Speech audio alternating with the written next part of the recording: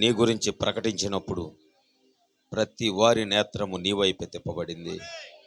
ఈ రాత్రి ప్రతి హృదయము ఆ రీతిగా అయ్యా నీ స్వరం ఇక్కడ వినబడుచున్నప్పుడు ఎక్కడున్న ప్రతి నేత్రము నీ వైపు తిప్పబడులాగున సహాయం చేయండి ప్రభా. అల్పుడను, అయోగ్యుడను, అర్హత లేని వాడిని నన్ను మరుగుపరచండి.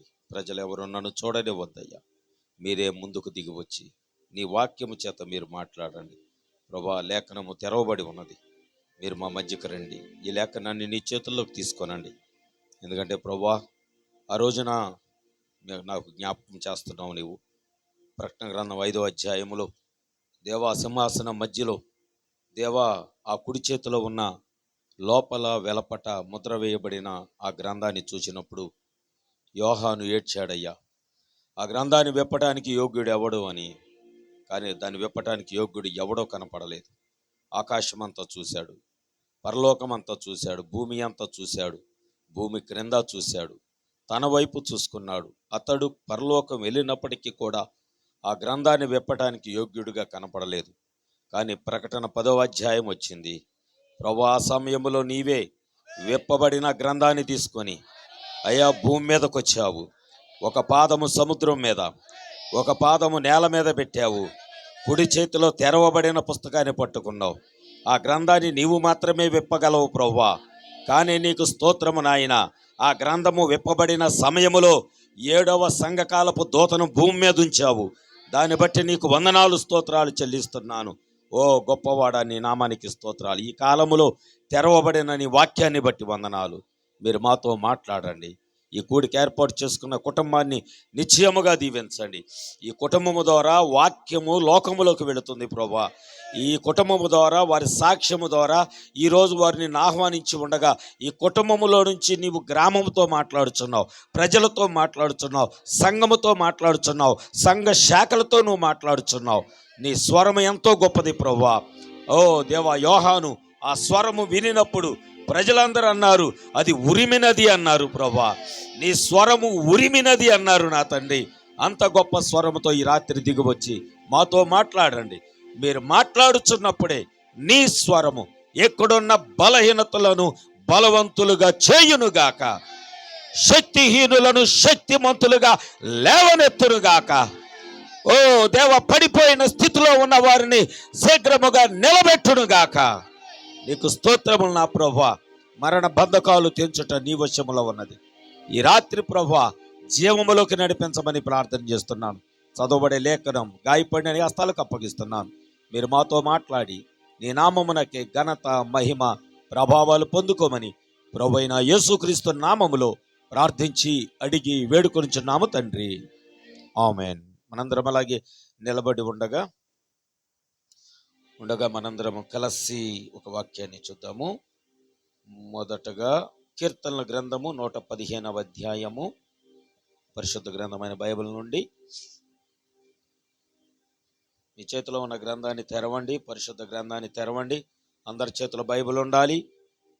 క్రైస్తవులందరి చేతుల్లో బైబిల్ ఉండాలి. నేను క్రైస్తవుడు అనుకుంటే నీ చేతిలో జీవగ్రంథం ఉండాలి ఖచ్చితంగా. లేనట్లయితే మాకు చెప్పండి, నేను ఇస్తాను. 115వ కీర్తన, దయచేసి 12వ వచనము నుంచి 12వ వచనము నుండి దయచేసి 15వ వచనం వరకు ఎవరైనా.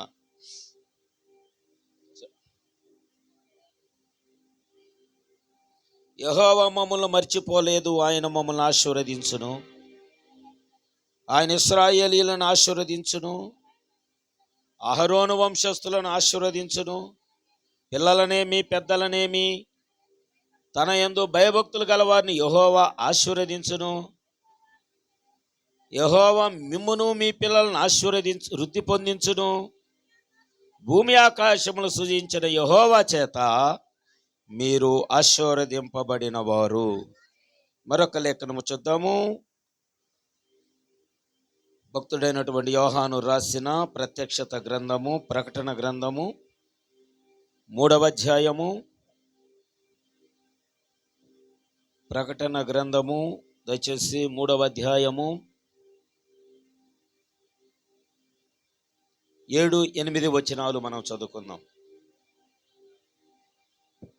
ఫిలదెల్ఫియాలో ఉన్న సంఘపు దూతకు ఇలాగ రాయము. దావీదు తాళపు చెవి కలిగి ఎవడను వేయలేకుండా తీయువాడును, ఎవడను తీయలేకుండా వేయువాడునైనా సత్యస్వరూపియగు పరిశుద్ధుడు చెప్పు సంగతులేమనగా, జాగ్రత్తగా విందాం. నీ క్రియలను నేను ఎరుగుదును, నీకున్న శక్తి కొంచెమై ఉండినను నీవు నా వాక్యమును గైకొని నా నామమును ఎరుగనలేదు. ఇదిగో తలుపుని ఎదుట తీసించి ఉన్నాను, దానిని ఎవడును వేయనేరడు. దేవుడి పరిశుద్ధ లేఖనం తన వెనుకల్లో దీవించును గాక. దయచేసి అందరం కూర్చుందాము. ఒక చిన్న కోరస్ పాడుకుందాం. దయచేసి కూర్చోండి అందరూ. దేవునికి మహిమ కలుగును గాక. మంచిది. రాత్రి వేళ దేవుని యొక్క సన్నిధిలో కూడి వచ్చిన మీ అందరికీ కూడా సాటి లేని మన ప్రభువైన యేసుక్రీస్తు నామములో మీ అందరూ కూడా నేను శుభవందనాలు తెలియజేస్తా ఉన్నాను. దేవుడు మిమ్మల్ని, మీ కుటుంబాలని దేవుడు దీవించును గాక. మంచిది. అంతేకాదు, మరి ఈ రాత్రి ఈ కూడికను ఏర్పాటు చేసుకున్న సహోదరుడు చంటి గారిని కూడా, వారి కుటుంబానికి కూడా ప్రత్యేకమైన వందనాలు తెలియజేస్తున్నాను. వారిని కూడా దేవుడు దీవించి ఆశీర్వదించును గాక. మరి అంతేకాదు, సంఘములో సహోదరుడు, మరి వారి పిల్లలు, ఆయన భార్య, కుటుంబం అంతా కూడా దేవుని యొక్క సేవలో వాడబడుతున్నటువంటి కుటుంబముగా ఉన్నారు. దేవుడు వారి యొక్క సొంత పనుల్లోనే కాదు, దేవుని పనిలో కూడా వాళ్ళు పాలి భాగస్థులై ఉన్నారు. దాన్ని బట్టి, ఈ కుటుంబాన్ని బట్టి నేను దేవునికి ఎంతో వందనాలు, స్తుతులు, స్తోత్రాలు చెల్లిస్తూ ఉన్నాను. మరి రాత్రి వారు ఏర్పాటు చేసుకున్న కూడిక వారు చెప్పి ఉన్నారు, సాక్ష్యం చెప్పుకొని ఉన్నారు. మరి దేవుడు వారి బిడ్డల జీవితంలో చేసినటువంటి గొప్ప కార్యాలు, ఘనమైన కార్యాలు, మేలైన కార్యాలు ఇప్పుడే మనం చదువుకున్నాం. ఆయన మర్చిపోలేదు అని. యెహోవా మమ్మల్ని మర్చిపోలేదు, ఆయన మమ్మల్ని ఆశీర్వదించును. దేవుడు మమ్మల్ని మర్చిపోలేదు, ఆయన మమ్మలను ఆశీర్వదించును అని ఇక్కడ ఒక శ్రేష్టమైన ఒక లేఖనము కనపడిన తర్వాత మరొకటి దేవుడు ఆ కుటుంబం గురించి మరొక సాక్ష్యం చెప్తున్నాడు. ఆయన ఏమంటున్నాడు అంటే, నీ క్రియలు నేను ఎరుగుదును, నీకున్న శక్తి కొంచెమే అయినను. అంటే మనం జయించలేనటువంటి వారిగా ఉండినా, అంటే మనం బలవంతులం కాకపోయినా, మన మీదకి శత్రువు వచ్చినప్పుడు మనం ఎదుర్కొనలేని స్థితుల్లో మనం ఉండినప్పటికీ కూడా ఆయన అంటున్నాడు, నీవు నా వాక్యాన్ని గైకొని నా నామాన్ని ఎరుగననలేదు. అంటే దేవుడు ఎవరో నాకు తెలియదు. నేను ఆదివారం చెప్పా కదా, చెప్పాను, కొన్ని హెచ్చరికలు ఇచ్చాను సంఘానికి. ఆ రోజు వస్తుంది తొందరలో, చెప్పాను కదా ఆదివారం. ఖచ్చితంగా మీ ఇంటికే, మీ గృహం దగ్గరికి, మీ మొత్త దగ్గరికే ఒక మాట రాబోతుంది. మీరు ప్రార్థనకి వెళ్తారా అని అడిగేవారు మీ వాకిటి దగ్గరికి రాబోతున్నారు. మేము వెళ్ళమయ్యా ప్రార్థనకి, దేవుడు మాకు తెలియదు, అసలు యేసు ప్రభు ఆ పేరు ఎప్పుడు వినలేదు అని అంటావు చూడు, ఆ రోజు ఉంటుంది నీ పని. Okay, right. నేను ఆదివారం చెప్పే చాలా విషయాలు. ఆ రోజు త్వరలో రాబోతుంది. ప్రపంచం అలా అయింది. రెండవది యుద్ధం. ఈ మాట అయిన తర్వాత, అంటే నీ నోటితో నువ్వు ఒప్పుకోగానే నెక్స్ట్ యుద్ధం వచ్చేస్తుంది. యుద్ధం వచ్చినప్పుడు అప్పుడు నువ్వు ప్రభు అంటావు. అప్పుడు ఆయన అంటాడు, నువ్వు నన్ను ఒప్పుకోలేదు కాబట్టి నేను కూడా నిన్ను ఒప్పుకోను అని అంటాడు.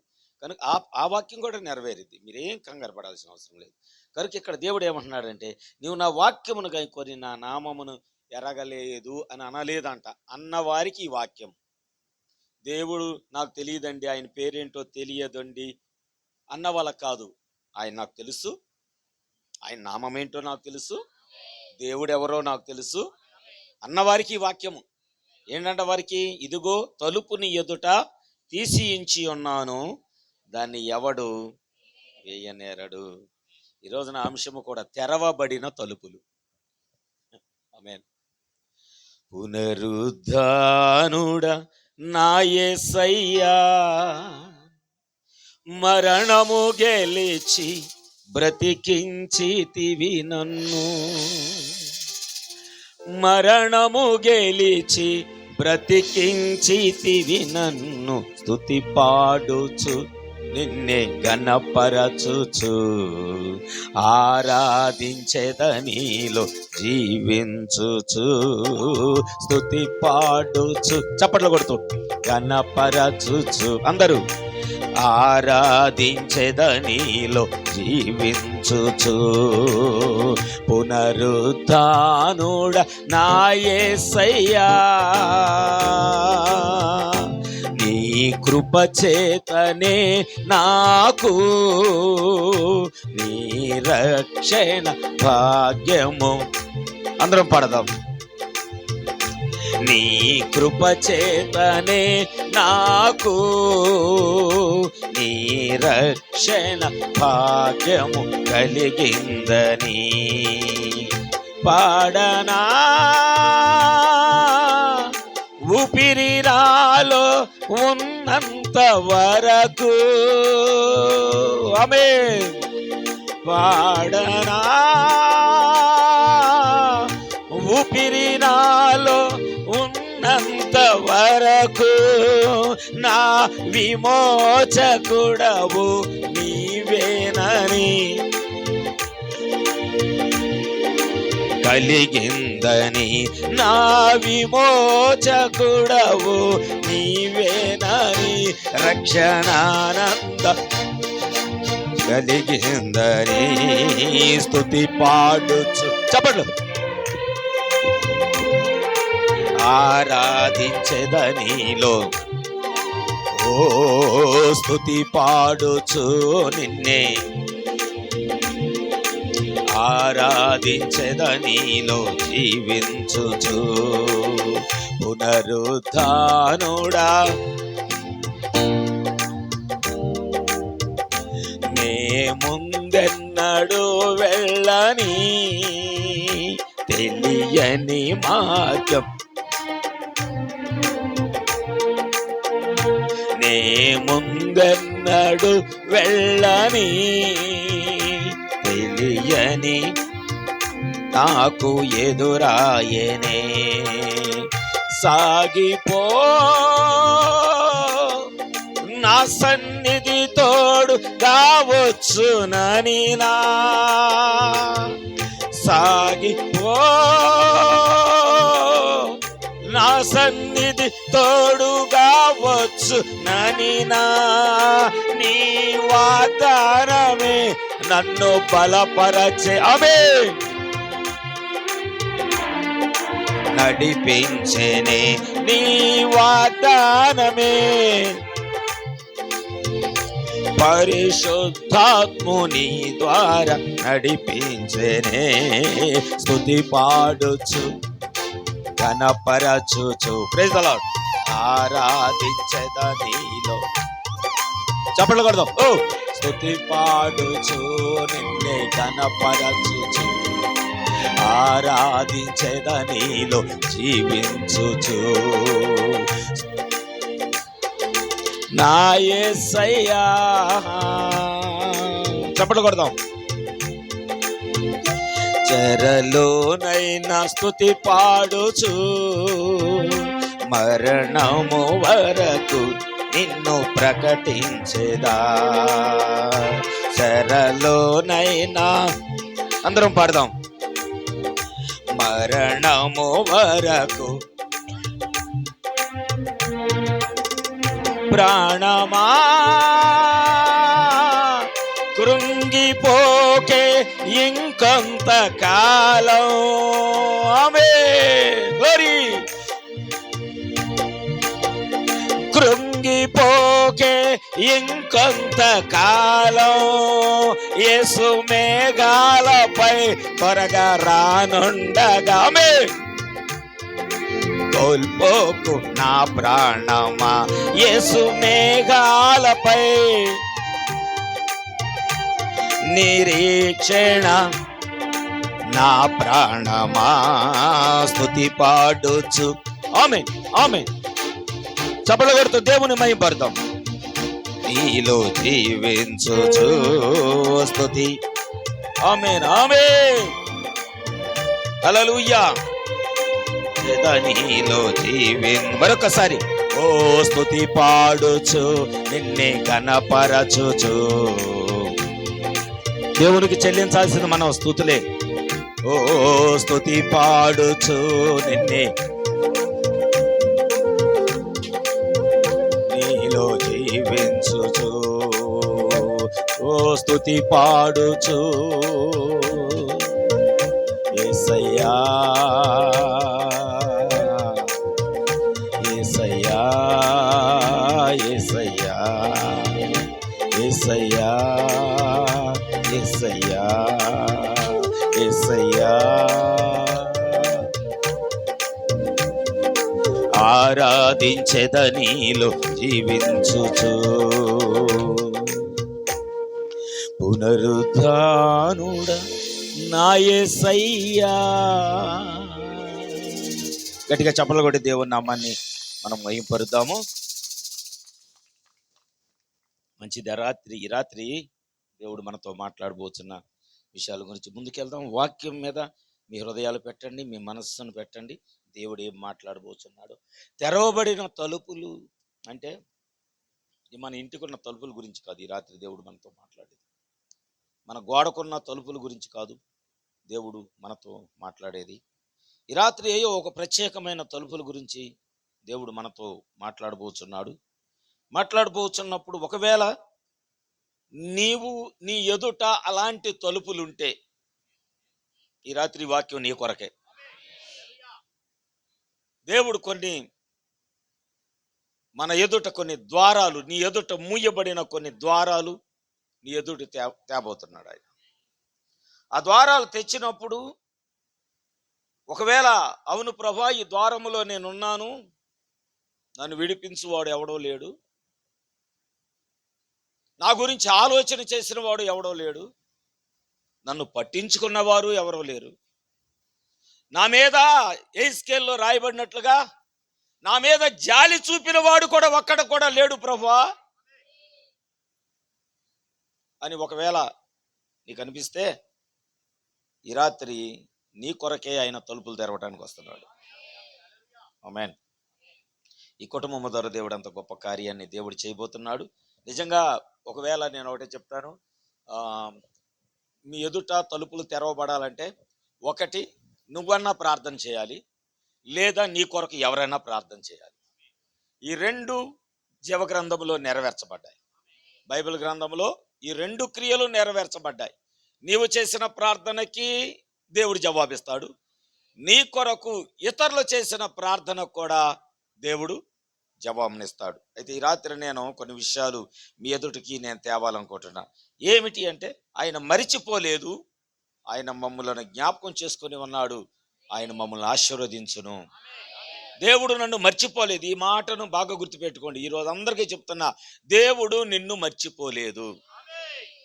నువ్వు ఏ స్థితిలో పడిపోయి ఉండినప్పటికీ కూడా నిన్ను దేవుడు మర్చిపోలేదు.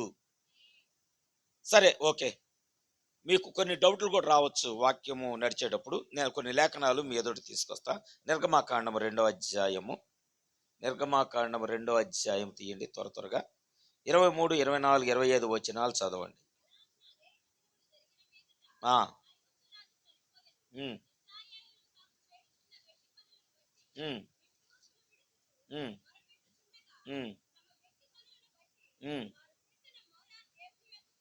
చేరేను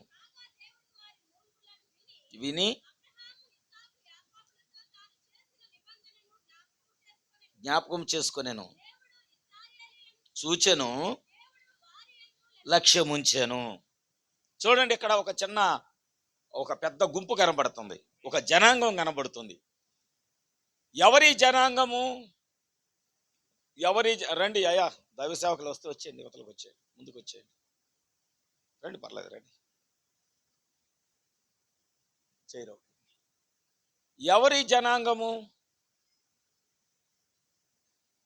వీళ్ళు ప్రార్థన చేస్తే, జాగ్రత్తగా విన్నాము, వీళ్ళు ప్రార్థన చేస్తే దేవుడు అబ్రహాముని, ఇస్సాకుని, యాకోబుని జ్ఞాపకం చేసుకోవటం ఏంటి?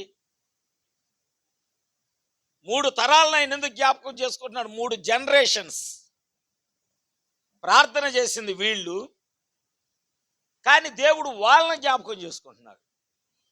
నేను నిన్నగాక మొన్న కాజీపేటలో దేవుని సేవకులకు వాక్యం చెప్పడానికి వెళ్ళాను.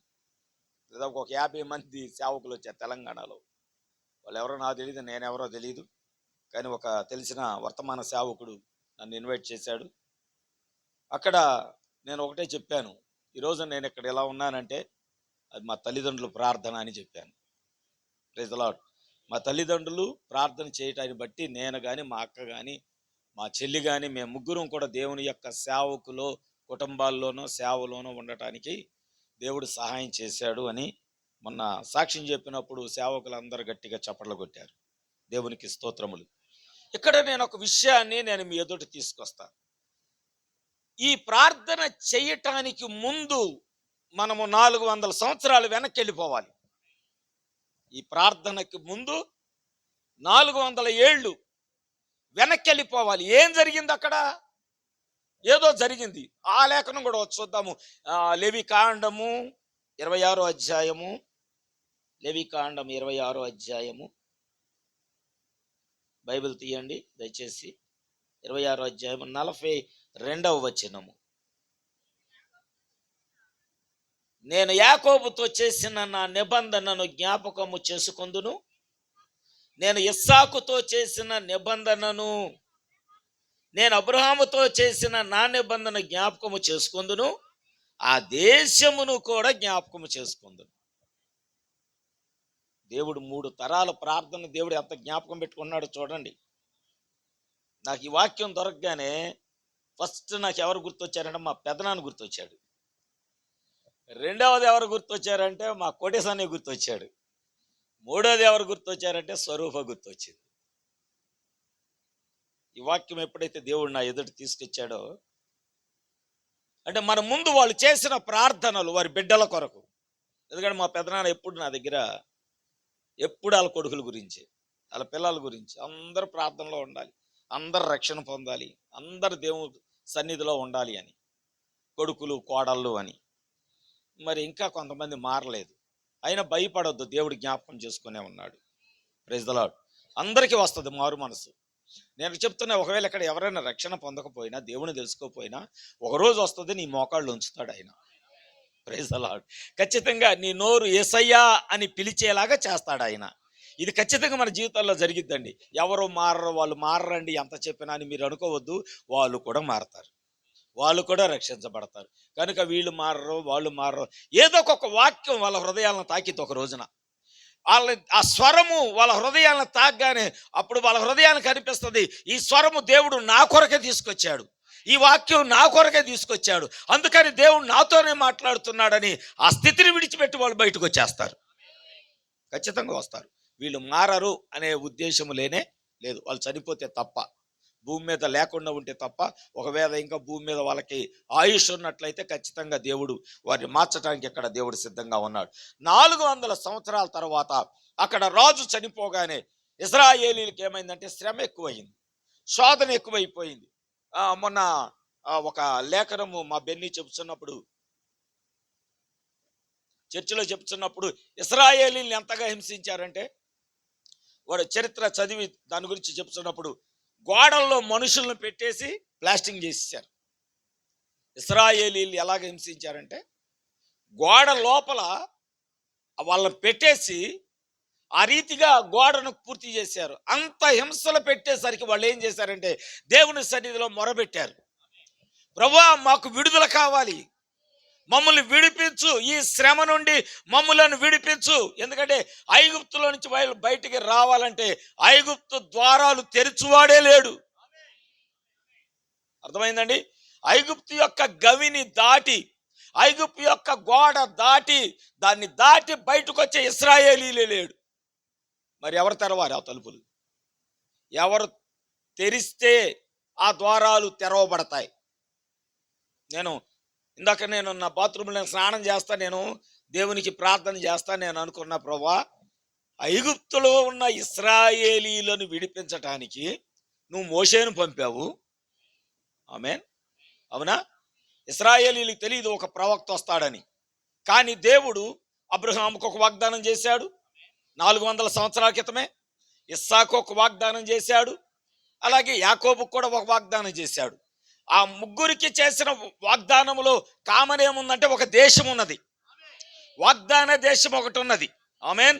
అబ్రహాముకు చూపిన లేఖనాలు ఆదికాండం 22:15-18 వరకు చదవండి త్వరగా. ఆదికాండం 22:15-10. ఇట్లా నేను ఉమ్, ఉమ్, ఉమ్, ఉమ్, ఉమ్, ఉమ్. స్వాధీనపరుచుకుందరు. చాలండి. చూడండి, ఇది అబ్రహాముకి ఇవ్వబడిన నిబంధన. నీ సంతానము నీ శత్రువుల గవినిని. వాగ్దాన భూమి గురించి దేవుడు మాట్లాడుతున్నాడు. ఆమేన్. 26వ అధ్యాయము 1-5 వరకు.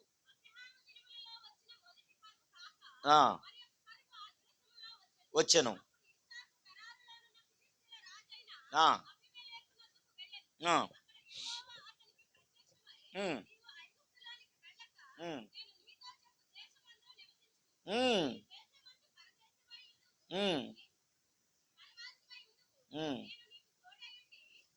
ఆశీర్వదించేదను. ఈ దేశమునిచ్చి అబ్రహాముతో చేసిన నెరవేర్చి ఇచ్చేదను.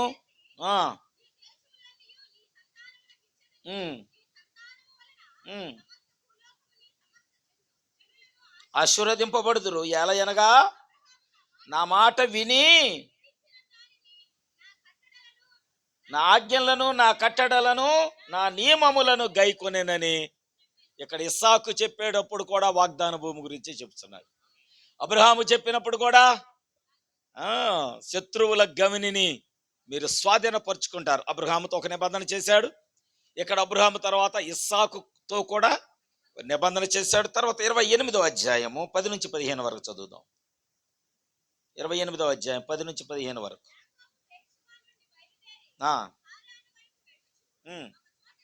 చేరి నిలిచిపోయి చేసుకొని పండుకొనేను.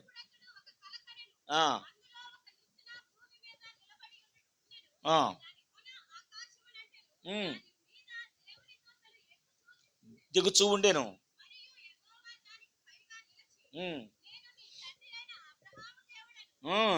ఇస్సాకు దేవుడను ఇచ్చేదను. ఇసుక రేణువులేగును, తూర్పు తట్టును, ఉత్తర తట్టు, దక్షిణ తట్టు వ్యాపించదవు. ఆశీర్వదింపబడును. ఇదిగో తోడయ్యుండి ప్రతి స్థలమందు నిన్ను కాపాడుచు నిన్ను మరలా రప్పించదను. నెరవేర్చు వరకు నిన్ను విడువనని మరవని దేవుడిన. మోరియా ప్రాంతంలో అబ్రహాముకి ఇవ్వబడింది నిబంధన. గెరారులో ఇస్సాకుకి ఇవ్వబడింది నిబంధన. బెయేర్షెబాలో యాకోబుకి ఇవ్వబడింది. ఈ 3 వాగ్దానాలు చేసి 400 సంవత్సరాలయ్యింది.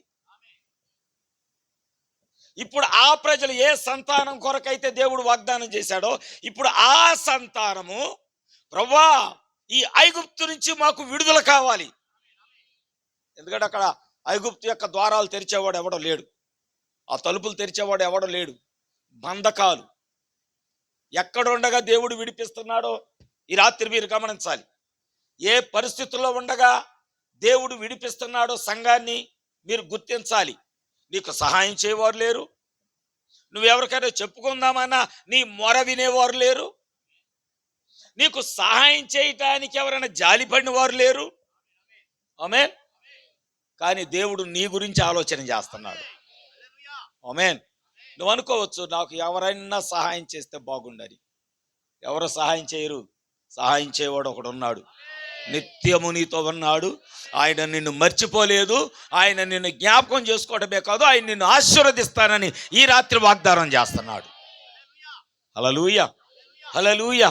కనుక ఈ రోజున దేవుడు ఎప్పుడైతే నిర్గమకాండములో ప్రజలు మొరబెట్టారో అబ్రహాముని జ్ఞాపకం చేసుకున్నాడంట నిబంధనను, ఇస్సాకు నిబంధన జ్ఞాపకం చేసుకున్నాడంట, యాకోబు నిబంధన కూడా జ్ఞాపకం చేసుకున్నాడు. ఈరోజు మీరు గమనించాలి, ఒకవేళ మీ పిల్లలకు మేలు కలుగుతుందంటే మీ పితరులు చేసిన ప్రార్థనను కూడా దేవుడు జ్ఞాపకం చేసుకుంటున్నాడు.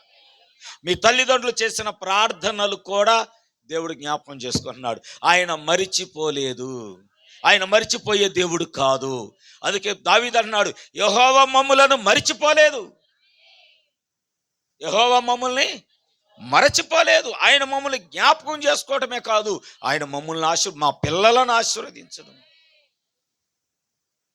అహరోను సంతానాన్ని ఇశ్రాయేలు సంతానాన్ని ఆశీర్వదించును.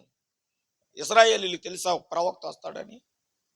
కానీ వారి కొరకు ఆయన ఆలోచన చేశాడు కాబట్టే దేవుడు ఏం చేస్తున్నాడో తెలుసా? మోషే అనే ఒక ప్రవక్తను ఇశ్రాయేలీయుల కొరకు పంపుతున్నాడు. మొట్టమొదటిసారిగా ఇశ్రాయేలీయుల కొరకు పంపబడిన మొదటి ప్రవక్త. ఆమేన్, హల్లెలూయా.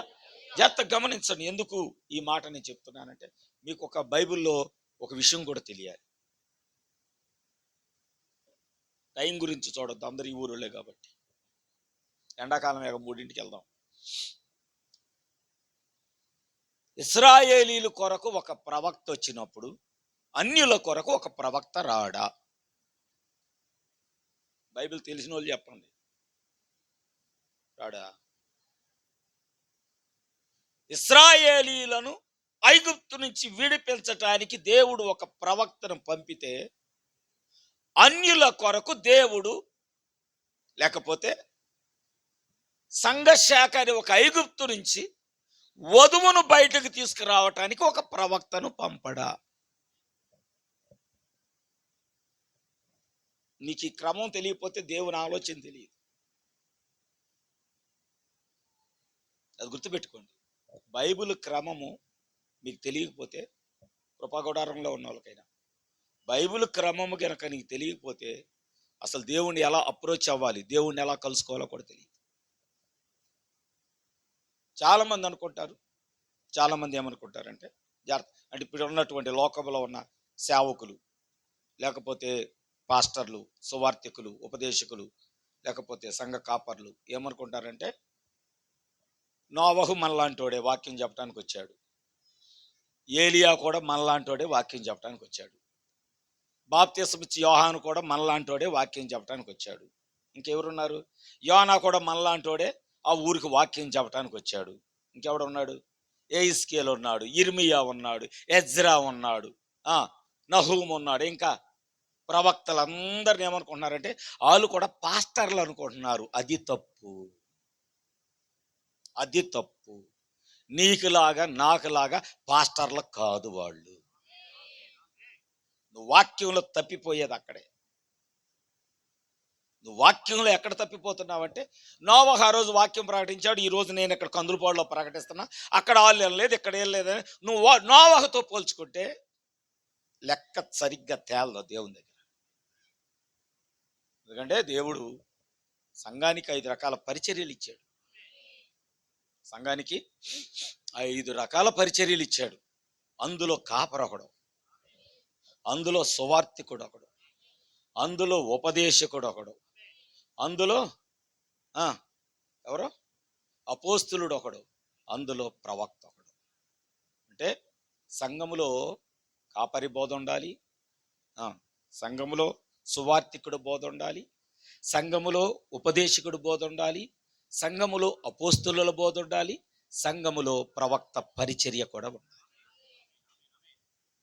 ఈ 5 పరిచర్యలు ఉన్నదే సంపూర్ణమైన సంఘము. ఒక పాస్టర్ ఒక్కడే ఉంటే అది సంపూర్ణమైన సంఘం కాదు. గుర్తుపెట్టుకోండి.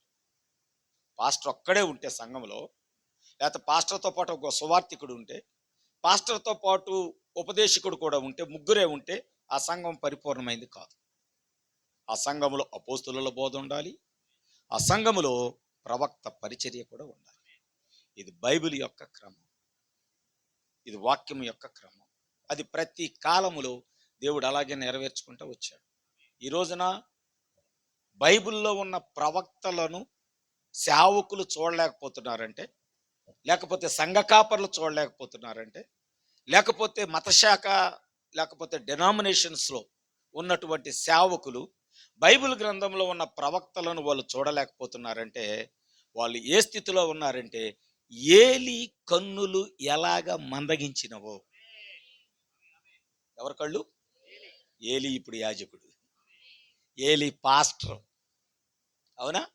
ఏలి పాస్టర్, కానీ సమూయేలు పాస్టర్ కాదు. లేఖనాన్ని పట్టుకోవాల్సింది ఎక్కడే, వాక్యాన్ని పట్టుకోవాల్సింది ఎక్కడే. కొంతమందికి సంఘంలో ఉన్న పాస్టరే వాళ్ళకి ప్రవక్తగా కనబడతాడు. కాదు కాదు, తప్పు. పాస్టర్ ఎప్పుడు ప్రవక్త అవ్వడం, అది గుర్తుపెట్టుకోండి. ప్రవక్త పిలుపు వేరు, ప్రవక్త పరిచర్య వేరు. ప్రవక్తకి పాస్టర్కి తేడా ఏంటంటే ప్రవక్త యొక్క పుట్టుకే వేరు,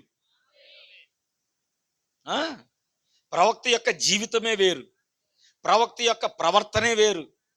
సేవకుడు అలా కాదు. సేవకుడు పరిచర్య వేరు, కానీ ప్రవక్త పరిచర్య వేరు. ఏలి యాజకుడు. వినండి, బైబిల్ తెరవక్కర్లేదమ్మా. మీరు బైబిల్ చూస్తే ఇది వినలేరు. మీరు బైబిల్ మూస్తే చెబుతా అందరికీ, తెరవమన్నప్పుడు తెరుద్దురు. కానీ ఏలి యాజకుడు, కానీ సమూయేలు ప్రవక్త. నేను ఇక్కడ ఇంకో మాట చెప్తా, దానికి ముందు ఒక మాట చెప్తా. నిజంగా హన్నా యొక్క గర్భము ముయ్యబడి ఉంది, అవునా? హన్నా యొక్క గర్భము ముయ్యబడి ఉంది. భర్తను అడిగింది, అయ్యా పిల్లలు కావాలి. ఆడంటున్నాడు, నీ గర్భాన్ని నేను తెరవలేను, నీ గర్భం తెరవటం నా వల్ల కాదు. ఏం గొడ్రాలు, నేను పిల్లల్ని ఇవ్వటానికి నేను దేవుణ్ణి కాను. మరి ఏమికి ఎలాగా? ముయ్యబడిన గర్భము ఎవరు తెరవాలి? ముయ్యబడిన గర్భాన్ని ఎవరు తెరవాలి? అక్కడ బైబిల్ చెప్తుంది ఆమె గొడ్రాలు. అన్నాకు పిల్లలు లేరు, ఆమె గొడ్రాలు. భర్త అంటున్నాడు, నా వల్ల కాదు, ఆ గర్భఫలం ఏమిటో నా వల్ల కాదు, నేను దేవుణ్ణి కాను. కానీ ఆమె ఏం చేసింది? వ్యక్తిగతంగా దేవుని దగ్గరికి వెళ్ళి ఆమె ప్రార్థన చేయటం ప్రారంభించింది. హల్లెలూయా. ఆ చర్చిలో ఎవడున్నాడంటే ఏలి అనే ఒక యాజకుడు ఉన్నాడు, పాస్టర్. ఆయన ఏంటి, సంఘం చూసుకుంటాడు, సంఘంలో వచ్చే కానుకలు చూసుకుంటాడు, సంఘంలోకి వచ్చే బియ్యం చూసుకుంటాడు, సంఘానికి వచ్చే విశ్వాసుల గురించి అంతగా పెద్దగా వాక్యముతో నడిపించే పాస్టర్ కాదు ఆయన. Praise the Lord. జాగ్రత్తగా వినండి అమ్మా, జాగ్రత్తగా వినండి. సంఘాన్ని పెద్దగా ఆత్మీయ స్థితిలో నడిపించే దైవ సేవకుడు కాదు ఆయన. ఎందుకంటే తన పిల్లల్నే వాక్యంతో పెంచుకోలేకపోయాడు. ఆమె తన కుమారులనే వాక్యముతో పెంచలేని పాస్టర్ ఆయన. ఇప్పుడు అతని కాలంలో హన్నా అనే ఒక ఆమె వచ్చి ప్రార్థన చేస్తూ ఉన్నదంట.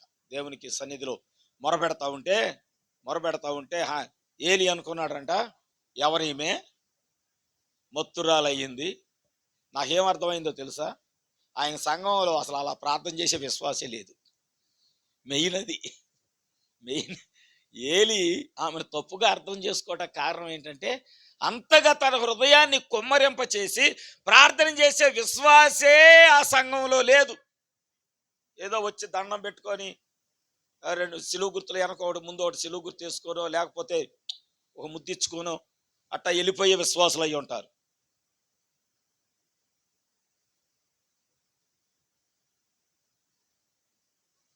లేకపోతే ప్రార్థనకు వచ్చి దేవుని తలుసుకొని దండం పెట్టుకొని వెళ్ళిపోయే విశ్వాసులు అయి ఉంటారు. ఒక్క విశ్వాసి కూడా తన హృదయాన్ని కుమ్మరింపజేసి దేవుని దగ్గర, తన ఆత్మను దేవుని దగ్గర కుమ్మరింపజేసి యథార్థమైన హృదయంతో ప్రార్థన చేసే ఒక్క విశ్వాసి కూడా ఆ సంఘములో లేదు. అందుకని ఆమెను చూడగానే ఈయనకి అర్థం కాల, అసలు ఎవరేమా, ఇది ప్రార్థన లేకపోతే మొత్తురాలా? పొద్దున్నే ముందు కొట్టి వచ్చిందా? ద్రాక్షారసం ఏమో తాగొచ్చిందా? ఆమె ఏమన్నదో తెలుసాయా? నేను మొత్తురాలను కాదు, నా హృదయాన్ని, నా మనోదుఖము గలదాన్ని, నా చదువు, నా దేవుని ఎదుట నా ఆత్మను కుమ్మరింప చేసుకుంటున్నాను. ఆత్మను కుమ్మరింప చేసుకునే ప్రార్థన దేవుడు ఒక రోజున విన్నాడు. ఆమేన్. ఆయన హన్నాను మర్చిపోలేదు.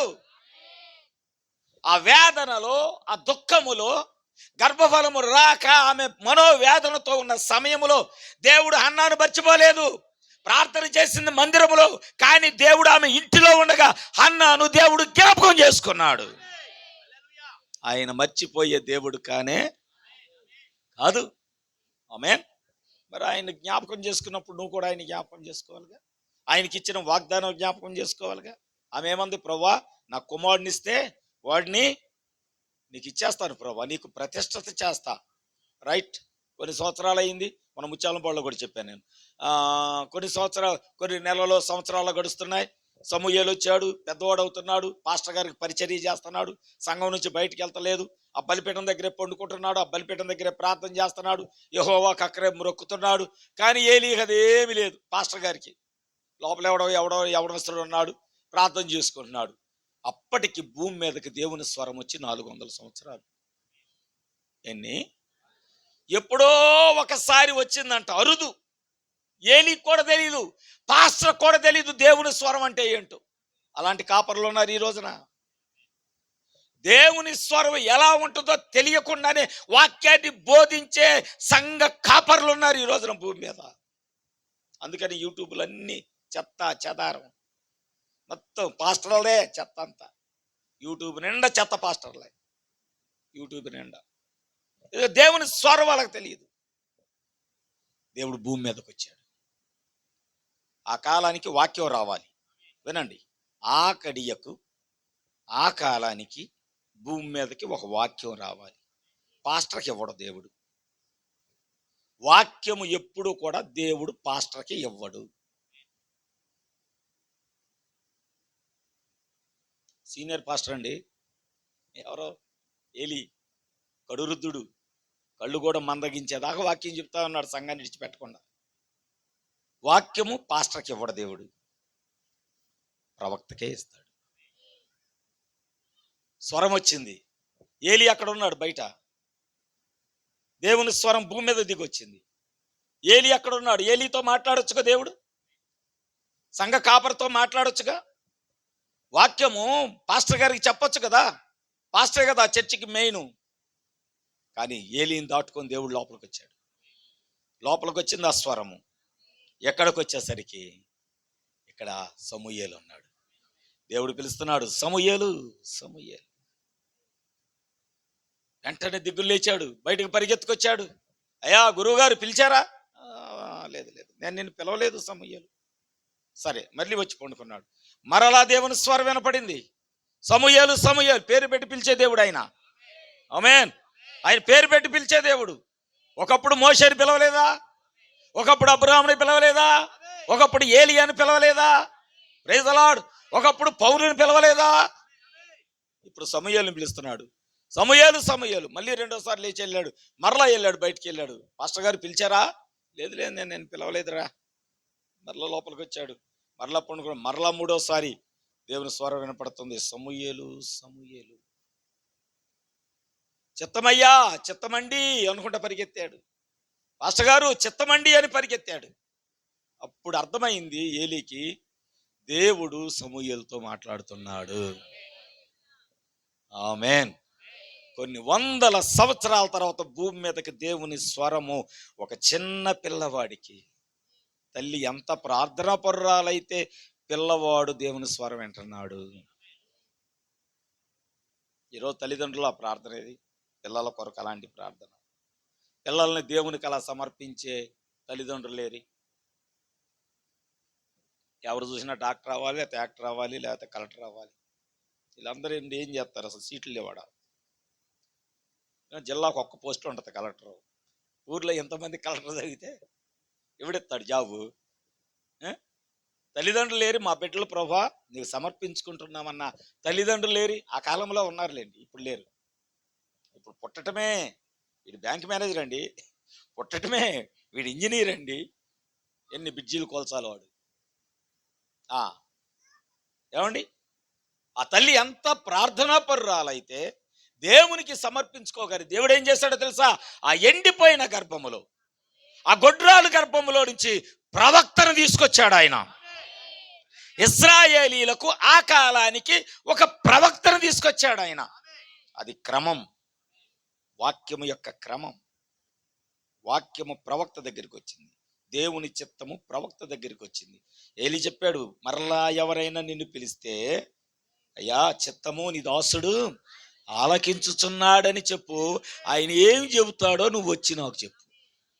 చూసారా? ఆ కాలం యొక్క వాక్యం ఏంటంటే, లోబడని వారికి, వాక్యమునకు లోబడని ఏ కుటుంబమైనా శపించబడాల్సిందే. భూమి మీదకి అలాంటి వాక్యాలే వచ్చినాయి అండి. భూమి మీదకి అలాంటి వాక్యాలే వచ్చినాయి. వాక్యమును విని లోబడకపోతే దేవుడు చిన్న పిల్లలని కూడా చూడలేదు. చిన్న పిల్లలు మీరు అనుకోవచ్చు, దేవుడు అన్యాయం చేస్తున్నాడండి, పాపం చిన్నపిల్లలు ఉన్నారు, చిన్నపిల్లలని కూడా చూడలేదా? చూడడంతే, చూడడు. పసి పిల్లలను కూడా చూడ్డా ఆయన కాలం వచ్చినప్పుడు, ఆయన సమయం వచ్చినప్పుడు నువ్వు ఇప్పుడైతే జాలి చూపించవచ్చు. వాళ్ళే వస్తారులేండి ప్రార్థనకి, చెబుతున్నాం, నేర్పుతున్నాం ఇప్పుడే ఇంట్లో, వాళ్ళే వస్తారులేండి ప్రార్థనకి. లేదు, రేపొద్దున వాళ్ళ కొరకు నీ గుండెలు బాదుకునే రోజు వచ్చినప్పుడు తెలిసిద్ది, నేను బుద్ధి చెప్పకుండా తీసుకెళ్ళలేదే, నేను ప్రార్థనకి తీసుకెళ్ళలేదని. నీ బిడ్డల గురించి నీ రొమ్ము కొట్టుకున్న రోజున తెలుస్తుంది. మీకు అర్థం కాదు దేవుడి గురించి. త్వరలో యుద్ధం రాబోతుంది. నేను మొన్న మన గ్రామం గురించి కూడా దర్శనం చూశాను. అన్ని నేలమట్టం అయిపోయినాయి, బిల్డింగ్లన్నీ పైనుంచి ర్యాకెట్లు పడుతుంటాయి. అందరు చచ్చిపోయారు ఇంచుమించుగా గ్రామంలో. దరిదాపుగా 10 రోజులు అవుతుంది నాకు ఈ దర్శనం వచ్చి. సంఘంలో చెప్పాను, ప్రార్థన చేయండి, నాకు దర్శనం వచ్చిందంటే ఖచ్చితంగా అది నెరవేరాల్సింది. ఇందాక మా పెద్దోడు చెప్తున్నాడు, డాడీ యుద్ధం స్టార్ట్ అయింది చూసారా అని. నేను ఇంకా చూడలేదన్నాను. రాత్రి స్టార్ట్ అయింది డాడీ యుద్ధం పాకిస్తాన్ మీదకి.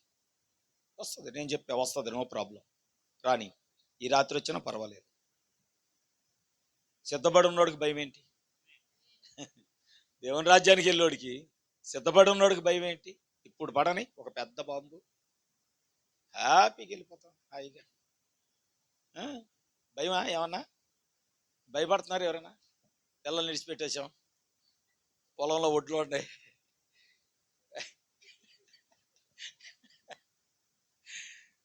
లేదు సిద్ధపడిన వారు అసలు భయపడరండి ఇలాంటి వాటికి. దేవుడే అన్నాడు, యుద్ధ సమాచారాలు తెలుస్తాయి, యుద్ధాలు జరుగుతాయి, రాజ్యం మీద రాజ్యం వస్తుంది, ప్రజల మీద, ఇలాంటివి తెలిసినప్పుడు మీరు భయపడొద్దు, మీరు సిద్ధంగా ఉండండి అన్నాడు దేవుడు. ఇంకంతే. ఈ గడియ ఎలాంటిదంటే సిద్ధపాటు గడియ. స్వరము సమూయేలు దగ్గరకు వచ్చి అక్కడ ఏం జరగబోతుందో వాక్యం తెలియజేశాడు. Praise the Lord. దానికి ముందు ఆయన ఏం చేశాడు? ముయ్యబడిన గర్భసంచిని దేవుడు తెరిచి ఎలాంటి ఒక ప్రవక్త, భూమి మీదకి ఒక ప్రవక్త. నేను ఇందాక ఆలోచన చేశాను. ఏం ఆలోచన చేశానంటే, ప్రభా, ఇశ్రాయేలీల్ని విడిపించడానికి ఐగుప్తుకి వాళ్ళకు కూడా తెలియదు ఒక ప్రవక్త వచ్చి విడిపిస్తాడు, విమోచకుడు వచ్చి అని. మేము ఇప్పుడున్న కాలంలో మేము పుట్టలేదు ఇంతకుముందు. నువ్వు పుట్టినప్పుడు భూమి మీద నువ్వు పరిచర్య చేసినప్పుడు మేము లేము, ఇప్పుడు ఉన్నాము. కానీ మా గురించి నువ్వు ముందే చూసి, నేను చేసిన ఆలోచన ఏంటంటే, ఇశ్రాయేలీల గురించి ఆయన ముందుగా ఎలాగ చూశాడో, వాళ్ళని విడిపించడానికి ఒక ప్రవక్తని ఎలాగ పంపాడో, మా గురించి కూడా నువ్వు అప్పుడే చూసి అపోస్తుడైన పౌలుని మా కొరకు మొదటే ఒక ప్రవక్తగా పంపించావు. Praise the Lord. హల్లెలూయా. అంటే మనలను ఆయన మర్చిపోలా. ఆయన ఇశ్రాయేలీలతో ఉన్నప్పటికీ ఆయన రాజ్యాన్ని ఎక్కడి నుంచి, అంటే ఆయన భార్యని, ఆయన సంఘాన్ని, ఆయన వధువుని అన్యజనాంగంలో నుంచి తీసుకోవటానికి ముందుగా ఆయన ఏం చేశాడంటే, అపోస్తుడైన పౌలును అన్యజనులకు ఒక ప్రవక్తగా ఎన్నిక చేసి పెట్టాడు ఆయన. నేను అనుకున్న, ప్రభా మమ్మల్ని నువ్వు మర్చిపోలా. ఎందుకంటే అదే మాట నా మైండ్లో తిరుగుతూ ఉంది. నువ్వు మమ్మల్ని మర్చిపోలేదు ప్రభా, నువ్వు మమ్మల్ని జ్ఞాపకం చేసుకున్నావు. అపోస్తుల యొక్క కాలం ఇప్పుడేంటి 2025 సంవత్సరాలు, అవునా? 2025 సంవత్సరాల తర్వాత కూడా అపోస్తుడైన పౌలు ద్వారా పలకబడిన వాక్యమే ఈరోజు మనం మాట్లాడుతున్నాం, అవునా? అదే అపోస్తుల బోధ, అపోస్తులకు ఇవ్వబడిన వాక్యము, అవునండి. మోషేని జాగ్రత్తగానండి, మోషే చిన్న పిల్లవాడుగా ఉన్నప్పుడు ఇశ్రాయేలీని విడిపించటానికి ఆ కాలములో, మోషే కాలములో మోషేని చంపటానికి, మగపిల్లలందరిని చంపటానికి ఫరో ఊరు మీదకి సైన్యం పంపిస్తే ఆ తల్లి అంట 3 నెలలు దాచి, ఎక్కడ 3 నెలలు దాచి ఆ కుమారుడిని నైల్ నదిలో విడిచిపెట్టిందంట. ఆ నైల్ నదుల్లో ఈ లేవా, ముసలు లేవా, భయంకరంగా ప్రాణం తీసే ముసళ్ళు ఉన్నాయి. కానీ దేవునికి తెలుసంట మోషేని ఎక్కడ దాచిపెట్టాలో. శత్రువు ఎంత పెద్దవాడైనా, ఆమేన్, శత్రువు ఎంత బలవంతుడైనా మోషేను ఎక్కడ దాయాలో దేవునికి తెలుసంట. ఆ జమ్ము పెట్టెలో దాస్తే దేవుని యొక్క దూతలంట ఆ జమ్ము పెట్టి మీద నిలబడ్డాయి. హల్లెలూయా.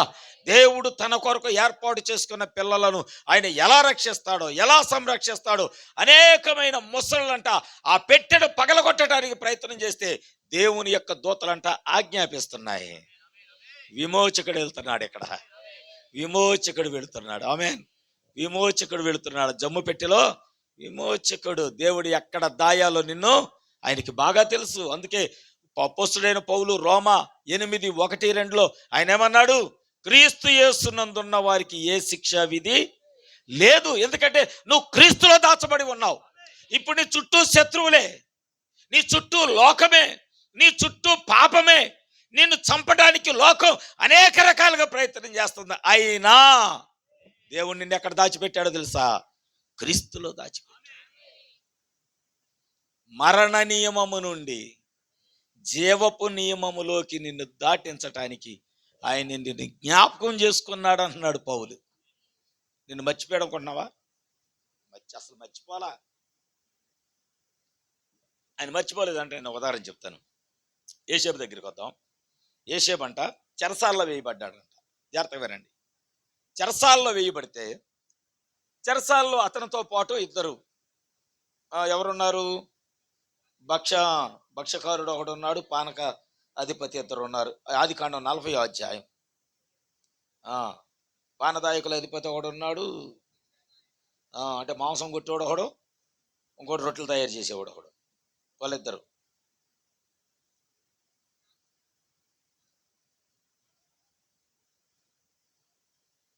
చెప్తాను. మొదటి నుంచి చదవండి, పర్లేదు.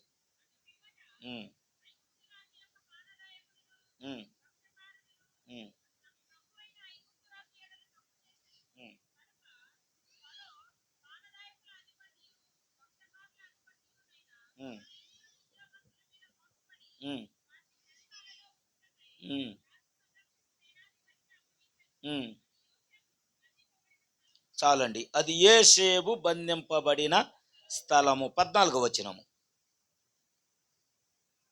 కాబట్టి నీకు క్షేమము కలిగినప్పుడు నన్ను జ్ఞాపకం చేసుకొని నా యందు కరుణించి ఫరోతో నన్ను గూర్చి మాట్లాడి బయటికి రప్పించుము. 23వ వచనము.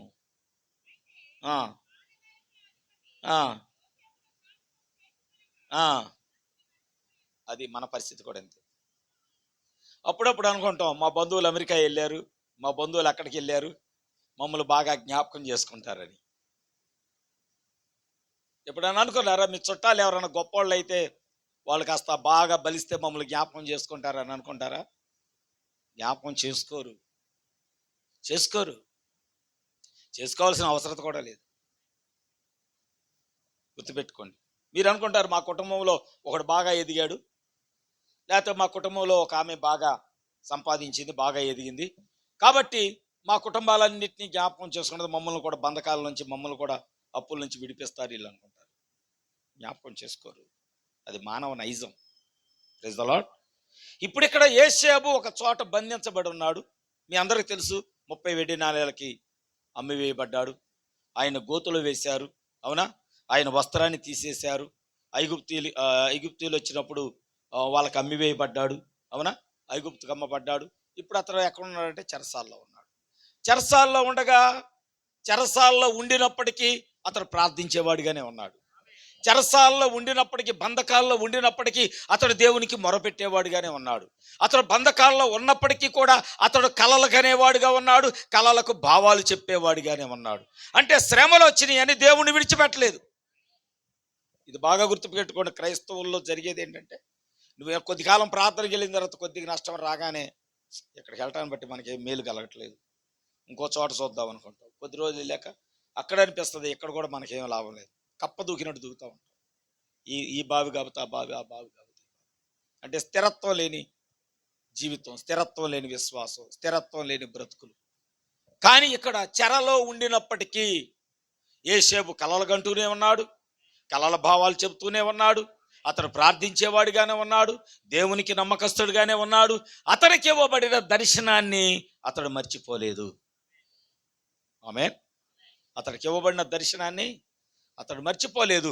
దేవునికి నమ్మకంగానే ఉన్నాడు. ఒక రోజున ఇతనున్న చెరసాల్లోకి ఇద్దరు వేయబడ్డారు. ఒకడు పానదాయకుల అధిపతి, రెండో వాడు భక్ష్యకారుల అధిపతి. వీళ్ళిద్దరు లోపలైపోయిన తర్వాత అతనితో సహవాసం చేస్తారు. ఒక రోజున వీళ్ళిద్దరికి కళ్ళు వచ్చినాయి. ఒకడికి ఏం కళ వచ్చిందంటే, అయ్యా నాకు ద్రాక్ష తీగ ఒకటి కనబడతా ఉన్నది, అందులో చాలా ఫలాలు కనబడ్డాయి, నేను ఆ ఫలాలన్నీ కోసి నేను రాజుకి దాన్ని నేను ద్రాక్ష రసాన్ని అందిస్తున్నాను, నాకు ఈ కళ భావం ఏంటో చెప్పాను. ఆయన అన్నాడు, 3 తీగలు 3 రోజులు, అంటే 3 రోజుల్లో నీవు విడుదల పొందుకుంటావు, అంతేకాదు నువ్వు పోగొట్టుకున్న ఉద్యోగాన్ని తిరిగి మరలా నువ్వు పొందుకుంటావు, రాజుకు నువ్వు ద్రాక్ష రసం అందించేవాడిగా ఉంటావని కళ యొక్క భావం చెప్పాడు. ఆడికి కూడా కళ వచ్చింది. మరొకటి కళ వచ్చినప్పుడు వాడు చెప్పాడు, అయ్యా నాకు కూడా ఒక కళ వచ్చింది, నేను ఒక 3 గంపలు కలిగి ఉన్నాను, ఆ గంపల్లో ఎయ్యో ఉన్నాయి, ఆ పిండి వంటలు ఉన్నాయి, ఆకాశ పక్షులు వచ్చి వాటిని తినివేయటం ప్రారంభించే, నేను నా తలపైకి చూస్తే ఆకాశ పక్షులు వచ్చి వాటిని తినివేయటం ప్రారంభించి. ఈ కళ యొక్క భావం ఏంటంటే, ఆయన అన్నాడు 3 గంపలు 3 రోజులు, 3 రోజుల్లో నీవు బయటికి వెళ్ళిన తర్వాత రాజు నీ యొక్క తలను పైకెత్తి నేను సిలువుకు వేలాడదీస్తాడు, ఆకాశ పక్షులు వచ్చి నీ మాంసాన్ని పిక్కు తింటే, ఇది కళ యొక్క భావము అన్నాడు. అయిందా?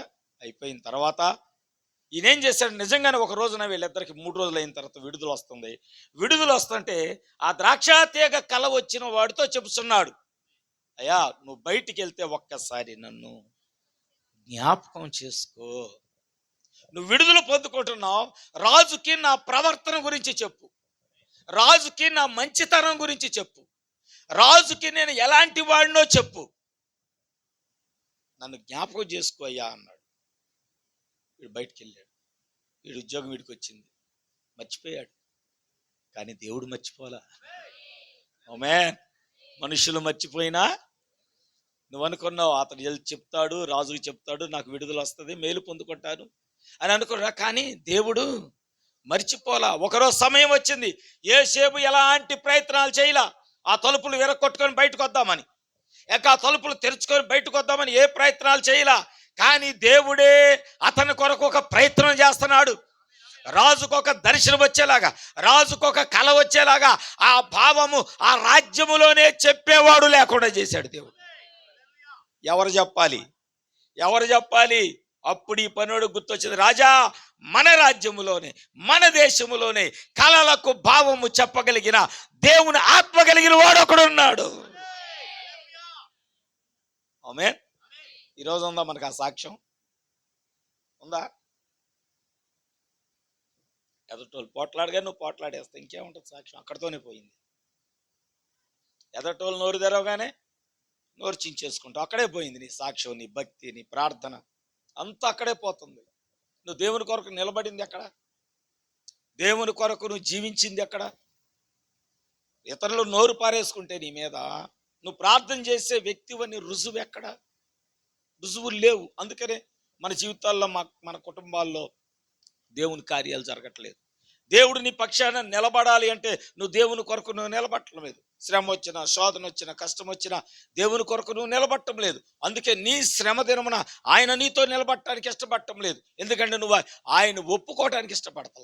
శ్రమల కాలములో ఆయన ఎవరో నాకు తెలియలేదు అనేటటువంటి ఆ స్వభావం ఏదైతే నీలో ఉన్నదో దాన్ని బట్టి దేవుడు నీతో నిలబట్టలేదు. కానీ శ్రమ వచ్చినా నా దేవుడు నాకు తోడుగా ఉన్నాడండి, కష్టం వచ్చినా నా దేవుడు నాకు తోడుగా ఉన్నాడండి, ఇరుకులు ఇబ్బందులు ఎలాంటి వచ్చినా సరే వాటిలో కూడా దేవుడు నాకు తోడుగా ఉన్నాడని నువ్వు నమ్మగలిగినట్లయితే, కఠినాత్ముడైన ఒక రాజు వచ్చి నోరు ఎలా పెట్టుకొని, అయ్యా జీవము గల దేవుని సేవకుడు అయిన దానియేలు, నీవు సేవించుచున్న నీ దేవుడు నిన్ను రక్షించగలిగిన. ఈ దుర్మార్గుడు వీడే వేసాడు లోపల. కానీ రాత్రంతా నిద్ర పట్ల, దేవుని నిద్ర పట్టనివ్వలా. ఎందుకంటే లోపల దేవుని ఆత్మ కలిగిన దైవజనుడు ఉన్నాడు. అతనికి తెలుసు, నేను అన్యాయమే చేశాను దైవజనుడికి, దేవుని బిడ్డలకు నేను అన్యాయం చేశాను రాజుకు తెలుసు. ఆ రాత్రి నాట్యాలన్నీ ఆగిపోయాయి, నృత్యాలన్నీ ఆగిపోయాయి, సంబరాలన్నీ ఆగిపోయాయి. ఆ రాత్రి అంతా నిద్ర పట్టలేదు. పొద్దున్నే వచ్చి ఆ గుహ దగ్గరికి వచ్చి కేకేస్తున్నాడు,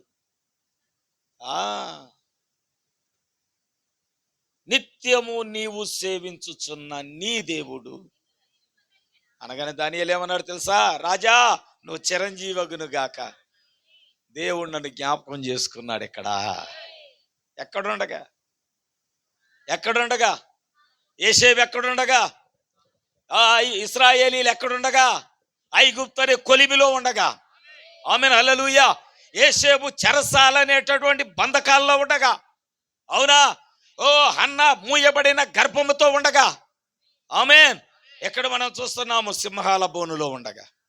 కఠినమైన పరిస్థితులయ్యా ఇంట్లో. చాలా దుఃఖం. ఎవరికి చెప్పలేరు, ఎవరికి చెప్పుకోలేరు. వీళ్ళకి ఎంత తక్కువ అనుకుంటారు. చాలామంది అలా అనుకుంటారు. కొద్ది నీట్గా 200 రూపాయలు చొక్కా వేసుకుంటే చాలు, మంచి బట్టలు వేసుకున్నారు, వాళ్ళకి ఏం తక్కువ అనుకుంటారు. కానీ ఇంట్లో ఉన్న శ్రమలు, ఇంట్లో ఉన్న శోధనలు, ఇంట్లో ఉన్న ఇరుకులు, ఇంట్లో ఉన్న దాటేమంటారు ఇనప గడియలు, ఇంట్లో ఉన్నటువంటి భయంకరమైన పరిస్థితులు లోకానికి తెలుసా? ఎందుకంటే వీళ్ళు బయటకు చెప్పరు. వీళ్ళు ప్రార్థన చేస్తూ ఉంటారు. ప్రభా, వీటన్నిటి నుంచి మమ్మల్ని విడిపించు, ఈ బంధకాలన్నిటి నుంచి మమ్మల్ని బయటకు తీసుకురా ప్రభా, ప్రార్థన చేస్తూ ఉంటారు. మీరు గమనించారో లేదో, దానియేలు ఏమన్నాడు? ఆ సింహాల నోటి నుండి, క్రూరమైన సింహాల నోట నుండి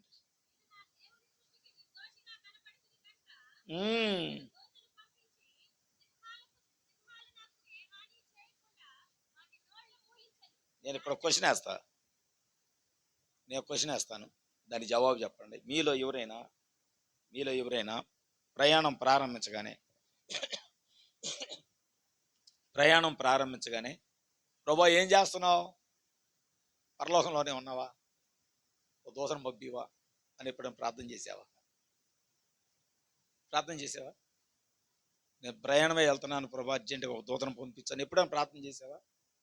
నువ్వు చెయ్యకపోయినా నిన్ను జ్ఞాపకం చేసుకొని నువ్వు ప్రయాణం ప్రారంభించగానే నీ కొరకు పరలోకములో నుంచి ఒక దూతనంట నీ కొరకు పంపిస్తాడంట ఆయన. హల్లెలూయా, హల్లెలూయా. ఆయన చెప్తాడంట, నా బిడ్డల పాదాలకు రాయి కూడా తగలకూడదు. ఆమేన్, ఆమేన్, ఆమేన్. నా బిడ్డల పాదాలకి రాయి కూడా తగలకుండా వారిని ఎత్తి పట్టుకోండి. మీరు, నువ్వు చెప్పలా, నేను చెప్పలా, ఎవరు చెప్పలా, కానీ ఆయన నిన్ను మర్చిపోలా, జ్ఞాపకం చేసుకుంటున్నాడు దేవుడు. ఎంతగా అంటే దానియేలు అదే అన్నాడు, దూతను పంపించాడు ఆయన, నా కొరకు దూతను పంపించాడు ఆయన. ఎంత గొప్ప దేవుడు ఆయన! పరలోకములో ఉండే దూత ఈ భూమి మీదకి వచ్చి ఒక భక్తుడిని కాపాడగలుగుతుందంటే దేవుడు ఆజ్ఞాపిస్తేనే కదా. ఆయన ఆజ్ఞాపించాడంటే నిన్ను చూస్తున్నాడనే కదా.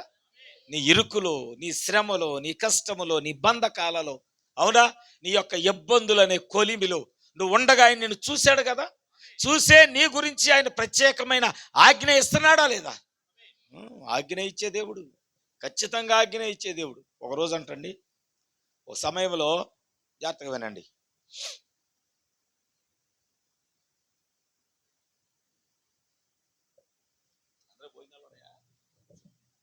ఏం పర్లేదు, నో ప్రాబ్లం, మధ్యరాత్రి లాగా తినేసి వెళ్ళచ్చు, బాగుంటే చాలు, ఏం పర్లేదు, రైట్, చక్కగా గవర్నమెంట్కి భోజనం చేసి వెళ్దాం. కానీ వాక్యమేనండి, నా అంటే ఏదో గుర్తొచ్చింది దాన్ని చెబుదామని నేను కొద్దిగా వాక్యాన్ని కొద్దిగా పొడిగిస్తున్నాను, సమయం తీసుకుంటున్నా. ఎవరికైనా బోరు కొడుతుందా? బోరు కొడితే చెప్పండి, ఆమె నేను ఇద్దాం, లేచి ప్లేట్లు పట్టుకొని వెళ్ళిపోవచ్చు. ఆ కాలంలో, నెబుకద్నెజర్ కాలంలో షడ్రకు, మేషకు, అబేద్నెగోలని ముగ్గురు ఉన్నారంట. ఎవరు? ముగ్గురు హెబ్రీలు. వీళ్ళు పట్టుకు రాబడ్డారు. యూదుల్లో నుంచి, ఇజ్రాయేలీల్లో నుంచి బందీలుగా దానియేలుతో పాటు వీళ్ళు కూడా తేబడ్డారు. మీకు తెలుసా, యేసు క్రీస్తు ప్రభులు వారు పుట్టినప్పుడు వచ్చిన జ్ఞానులు ఎవరో తెలుసా? దానియేలు ద్వారా తయారు చేయబడిన జ్ఞానులే వాళ్ళు. Praise the Lord. దానియేలు కాలములో ఆ రాజ్యములో వారికి ఏ జ్ఞానమైతే దానియేలు నేర్పాడో ఆ జ్ఞానాన్ని పొందుకొనే వాళ్ళు నక్షత్రాలను పరిశీలన చేయటము, ఆకాశాన్ని పరిశీలన చేయటము, దానియేలు యొక్క జ్ఞానము ద్వారా వారు ఆ జ్ఞానాన్ని సంపాదించుకొని దేవుణ్ణి వెతుక్కుంటూ వచ్చారు. సరే, ఈ విషయం పక్కన పెడదాం. రైట్. షడ్రకు మేషకు అబద్ది వీళ్ళు కూడా పట్టుబడ్డారు. పట్టుబడినప్పుడు ఆ రాజ్యంలో ఒక నిబంధన, శిలాశాసనం రాయబడింది. ఏమని? ఒక విగ్రహం తయారు చేయబడింది. ఎవడైనా సరే ఎవడైనా సరే ఆ విగ్రహానికి మొక్కాలి. మొక్కకపోతే మొక్కకపోతే మామూలు పరీక్ష కాదు, మామూలు స్థితి కాదు, లైఫ్ అండ్ డెత్, బతకటమా చావటమా. అలాంటి పరిస్థితుల్లో ఆ శిక్ష విధించబడినప్పుడు అందరట, రాజు సింహాసనం వేసుకొని కూర్చొని అన్నాడు, ఈ విగ్రహానికి మొక్కండి. అందరు మొక్కారు. ముగ్గురు అలాగే నిలబడి ఉన్నారంట. అందరు మోకాళ్ళు వంగిని, ముగ్గురు మోకాళ్ళు వంగట్లేదు. ఏమిటి? వెంటనే సైనికులు వచ్చారు, ఆ ముగ్గురిని తీసుకుని వచ్చారు. రాజు చెప్తారు, రాజా అందరు మోకరించారు కానీ ఈ 3 మోకాళ్ళు మాత్రం విగ్రహానికి వంగటం లేదు. బైబిల్ గ్రంథం చెప్తుంది, విగ్రహారాధన వ్యభిచారంతో పోల్చబడింది. వ్యభిచారం చేస్తే ఎంత పాపమో, విగ్రహానికి మొక్కితే అంతే పాపము. దేవుడు అయిష్టత చూపించే పాపం ఏదన్నా ఉందంటే విగ్రహారాధనే. దేవునికి నచ్చనిది ఏదన్నా ఉన్నదంటే అది విగ్రహారాధనే. యెరూషలేము దేవాలయం కట్టిన సొలొమోన్నే దేవుడు పక్కన పడేశాడు. ఆఫ్టర్ ఆల్ వీళ్ళెంత, భూమి మీద ఉన్న విశ్వాసులు ఎంత? సొలొమోను దేవాలయం కట్టడానికి దావీదు బయలుదేరితే దేవుడు అన్నాడు, దావీదా నువ్వు కట్టకూడదు. ప్రభువా నేను కడతాను, నీ ఆలయం నేను కడతా. నీ చేతుల నిండా రక్తం ఉందయ్యా, నీ చేతుల నిండా రక్తం ఉంది. ఒక అపరాధి యొక్క రక్తము నీ చేతులు కంటుండగా నా ఆలయాన్ని ఎలా కడతావు? అనేక సార్లు మనం ఇలాంటి పాపపు తలంపులు, పాపపు జీవితం, ఇంకా పాపపు లక్షణాలు కలిగి దేవుని సన్నిధిలో మాత్రం దేవుని బిడ్డలుగా సాక్ష్యం చెప్పుకోవటానికి నిలబడతాం. పనికి మాలిన సాక్ష్యాలు, బుద్ధిహీనమైన సాక్ష్యాలు. చేతి నిండా పాపమే, హృదయం నిండా పాపమే, జీవితం అంతా పాపమే. కానీ మళ్ళీ లేచి దేవుడు మాకు మేలు చేశాడు, దేవుడు మాకు అది చేశాడు, దేవుడు మాకు ఇది చేయాలి. దొంగలీళ్ళు, అబద్ధికులు, వేషధారులు. సొలొమోను దేవాలయం దేవుడు అన్నాడు, నీ కొడుకు కడతాడు, నువ్వు కట్టవు. వాడు పరిశుద్ధుడు, వాడు కడతాడు, వాడికి ఇచ్చా నేను అవకాశం అన్నాడు. ఏమైంది? దేవాలయం కట్టగానే గర్వం రావాలా? భక్తి పెరగగానే గర్వం రావాలా? మీకు తెలుసా, యోబుకు కుష్ఠరోగం రావటానికి కారణం భక్తి గర్వమే. మీరు అనుకోవచ్చు దేవుడు దెయ్యాన్ని పంపించాడు, సైతాన్ని పంపించాడు, అందుకే కుష్ఠ వచ్చింది, పురుగులు వచ్చాయని. కాదు కాదు. దేవుడు అనుమతి ఇవ్వటానికి కారణం ముందుగా యోబులోకి భక్తి గర్వం వచ్చింది. అది రానివ్వద్దు. ఎందుకంటే మనకి ఏం తెలియదు అసలు, బైబిల్లో మనకేం తెలియదు, వాక్యం తెలియదు. ఆయన నేర్పితే మనం నేర్చుకోవటమే, దేవుడు చెప్పినప్పుడల్లా నేర్చుకోవటమే. ప్రతి ఆదివారం మనం నేర్చుకునేవారిగానే ఉండాలి, ప్రతి గురువారం మనం వాక్యాన్ని నేర్చుకునేవారిగానే ఉండాలి. ఇది నాకు తెలుసు, ఇది నాకు తెలుసు అని ఎప్పుడు అనుకోకూడదు. మనం మనుషులు, ఆయన దేవుడు. వాళ్ళ ముగ్గురిని తీసుకొచ్చారు. రాజు అన్నాడంట, మీకు ఒక అవకాశం ఇస్తాను, ఒక 5 నిమిషాల అవకాశం ఇస్తాను. మీ మనసు మార్చుకొని, రాజా మాకు తప్పు అయిందని నువ్వు చెబితే మిమ్మల్ని విడిచిపెడతాను, లేదా మీ కొరకు అగ్నిగా. వీళ్ళేమన్నారు, నెబుకద్నెజరు నీకు ప్రత్యుత్తరం ఇవ్వాల్సిన అవసరతే మాకు లేదు, మేము చావనైనా చస్తాం, కానీ మేము సేవించుచున్న దేవుడు మమ్మల్ని రక్షించటానికి ఆయన సమర్థుడు, రక్షించకపోయినా పర్వాలేదు. ఇది ఒక నిజమైన క్రైస్తవుడి యొక్క భక్తి. ఇదే నిజమైన క్రైస్తవుడి యొక్క భక్తి. నేను చూస్తా, రాబోయే రోజుల్లో వస్తేలే, ఎందుకు ఇంటి ఎదురుకి ఆర్ఐ గారు వచ్చి నిలబడి, ఎంఆర్ఓ గారు వచ్చి, మీ ఇంట్లో యేసుప్రభు ఫోటోలు ఏమైనా కనబడితే ఈ లోపల ఫోటో తిప్పేస్తాం. ఎందుకంటే పక్కింట్లో ఎంక్వైరీ చేస్తున్నారో తెలిసిపోద్దిగా. ఏంటంటే ఎవరు వచ్చారు, ఊర్లో చాలా మంది ఉన్నారంటే ఇంటింటికి వచ్చి ఎంక్వైరీ చేస్తున్నారంట. ప్రార్థనకి వెళ్ళోళ్ళు ఎవరు, ప్రార్థనకి వెళ్ళని వాళ్ళు ఎవరు అని ఎంక్వైరీ చేస్తున్నారంట. అంతే, నీ ఇంట్లో ఉన్న యేసుప్రభు ఫోటోలని తిరగబడతాయి. చూస్తానేమో అంతగా. వాళ్ళు అలా అనలేదు, మా దేవుడు మమ్మల్ని రక్షించకపోయినా no problem. Praise the Lord. పరలోకంలో అంటే ఒక సభ జరుగుతుంది. ఎక్కడ ఈ సీను, పరలోకంలో ఒక అర్జెంట్ సమావేశం, అర్జెంట్ అసెంబ్లీ ఏర్పాటు చేయబడింది. దేవుని దూతలందరూ నిలబడి ఉన్నారు. దేవుని దూతలందరూ సమావేశం. దేవుడు పిలిచాడు, దూతలందరూ వచ్చారు. ఆయన కూర్చొని ఉన్నాడు సింహాసనం మీద. పరలోకములో అత్యవసర సమావేశం. ఏంటి ప్రభు, దూతలందరూ వచ్చి, ఏం లేదు, భూమి మీద నా 3 కుమారులు అగ్నిగుండములో వేయబడబోచున్నారు. కొద్ది సమయంలో వారు వేయబడబోచున్నారు. అంత శ్రమ వచ్చినా వారు నన్ను విడిచిపెట్టలేదు. అంత వారి ప్రాణం పోద్దని తెలిసినా వారు నా గురించే గొప్పగా చెప్పారు. Praise the Lord. వాళ్ళు నా గురించే నిలబడ్డారు. వాళ్ళ ఎదుట విగ్రహం ఉన్నారు, దానికి మొరక్కకుండా మా దేవుని తప్ప మేము ఎవరిని సేవించమని ముఖమాట లేకుండా చెప్పారు. ఇప్పుడు వారి కొరకు నేనేమైనా చేయాలి. వెంటనే మాచిపత్రి వచ్చాడంట. ఆ దూత పేరు మాచిపత్రి. వచ్చి, ప్రభా, నోవా కాలంలో జలప్రళయం రావటానికి నన్ను పంపించావు కదా, నువ్వు ఒక ఆజ్ఞాపిస్తే ఆకాశం నుంచి జలప్రళయం కురిపించి ఆ మంటలు నేను ఆరిపేస్తాను. దేవుడు అన్నాడంటే, ఇది నీ పని కాదు. Praise the lord. గబ్రియేలు వచ్చాడంట. ప్రభువా, భూమి మీద ఏదైనా బలమైన వర్తమానం తీసుకెళ్లాలంటే నువ్వు నన్నే కదా పంపేది, నువ్వు నన్ను పంపించు. దేవుడు అన్నాడు, గబ్రియేలు, ఈ డ్యూటీ కూడా నీది కాదు. కెరూపులు సెరూపులు వచ్చారంట. ప్రభా, యుద్ధం చేయాలంటే మమ్మల్నే కదా నువ్వు పంపేది, మా ఖడ్గాలు సిద్ధంగా ఉన్నాయి, బలిష్టమైన దూతలుగా ఎల్లప్పుడూ భూమి మీదకి మమ్మల్నేగా పంపేది.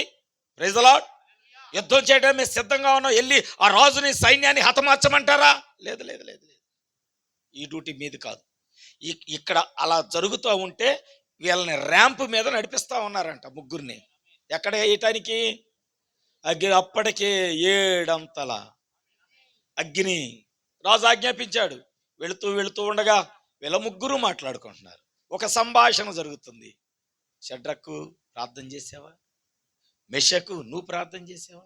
అబద్ధినిగో, రాత్రి నువ్వు ప్రార్థన చేసావా? ప్రార్థన చేసి సిద్ధంగా ఉన్నా. రాజు ఏమి చేసినా సరే చేసిన ప్రార్థన వినే దేవుడు ఒక ఆయన ఉన్నాడు.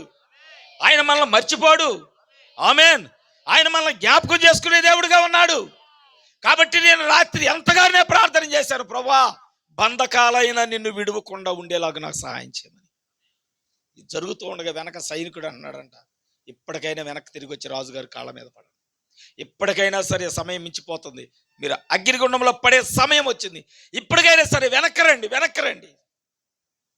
వాళ్ళు వెళుతూ ఉండగా దేవుడంట సింహాసనం నుంచి లేచాడు. ఆమేన్. ఇంకా 10 నిమిషాల సమయంలో వాళ్ళు పడబోతున్నారు. కొద్ది సమయంలో వాళ్ళు పడబోతున్నారు. ఆ ర్యాంప్ మీద నడుస్తున్నప్పుడు కూడా దేవుడు వారికి కనపడలేదు. వాళ్ళు దేవుని కొరకే నిలబడ్డారు. అగ్ని దగ్గర అవుతుంది, అప్పటికి కూడా దేవుడు కనపడలా. ఇంకా ముందుకెళ్తున్నారు, అయినా కనపడతలా. మంటల్లో వేయటానికి వెళ్ళిన వాళ్ళు ఆ వేడి తట్టుకోలేక వెనక్కి కొంతమంది పారిపోయి వచ్చారు.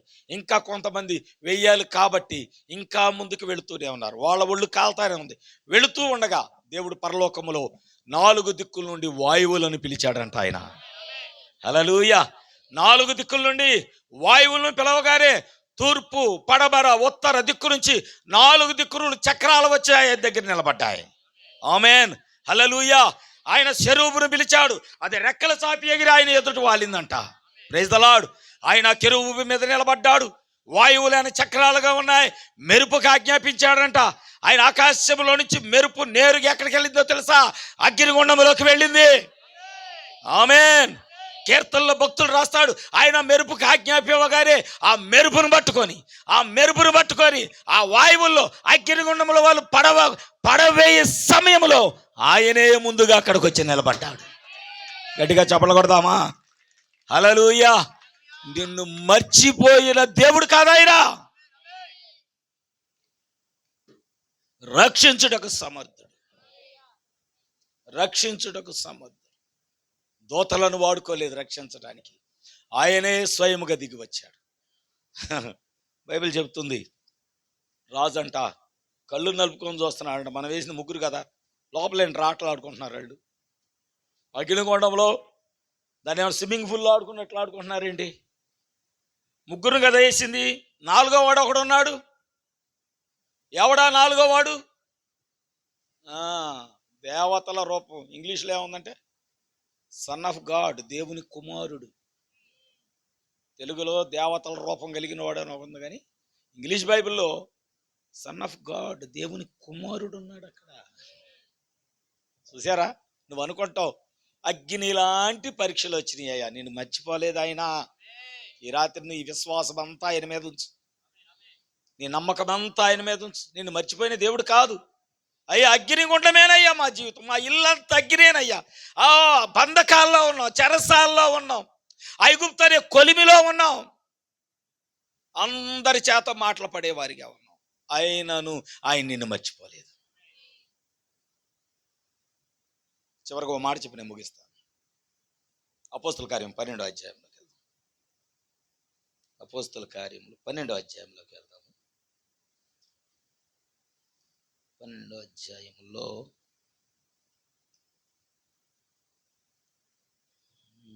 12 నుంచి 14 వరకు చదువుతాం.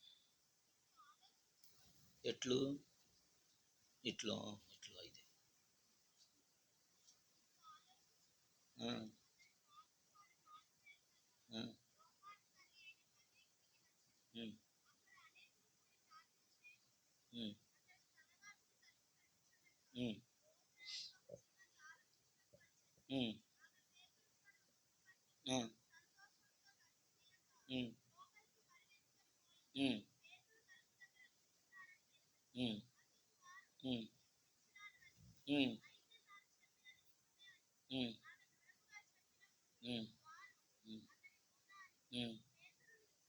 తట్టుచున్నందున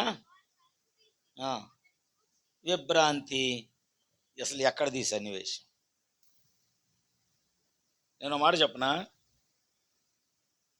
ఇప్పుడు దేవుని స్వరం ఎంతమంది వింటున్నారు ఇక్కడ? పేతురు స్వరం ఒక చిన్నది ఉంది. తలుపు యొద్ద నిలబడి పేతురు తట్టుచున్నాడు, పేతురు పిలుస్తున్నాడు. పేతురు పిలుస్తా ఉంటే ఒక చిన్నది పేతురు స్వరాన్ని గుర్తుపట్టింది. ఈ రాత్రి ఎంతమంది ఈ స్వరాన్ని గుర్తుపట్టారు? జరిగిన విషయం ఏంటంటే, పేతురు చెరసాల్లో వేయబడ్డాడు. నేను ఇక్కడ చదువుతాను, నేను 5వ వచనం నుంచి చదువుతాను. పేతురు చెరసాల్లో ఉంచబడెను. సంఘమైతే అతని కొరకు అత్యాసక్తితో దేవునికి ప్రార్థన చేయుచుండెను. హేరోదు వెలుపలకు తీసుకొని రావాలని ఉండగా రాత్రి పేతురు 2 సంఖ్యలతో బంధింపబడి సైనికుల మధ్య నిద్రించుచుండెను. మరియు కావలి వారు తలుపు ఎదుట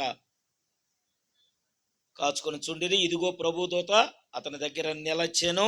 అతడుండిన గదిలో వెలుగు ప్రకాశించెను. దూత పేతురు ప్రక్క తట్టి త్వరగా లెమ్మని చెప్పి అతన్ని లేపగా సంకెళ్ళు అతని చేతుల నుండి ఊడిపడెను.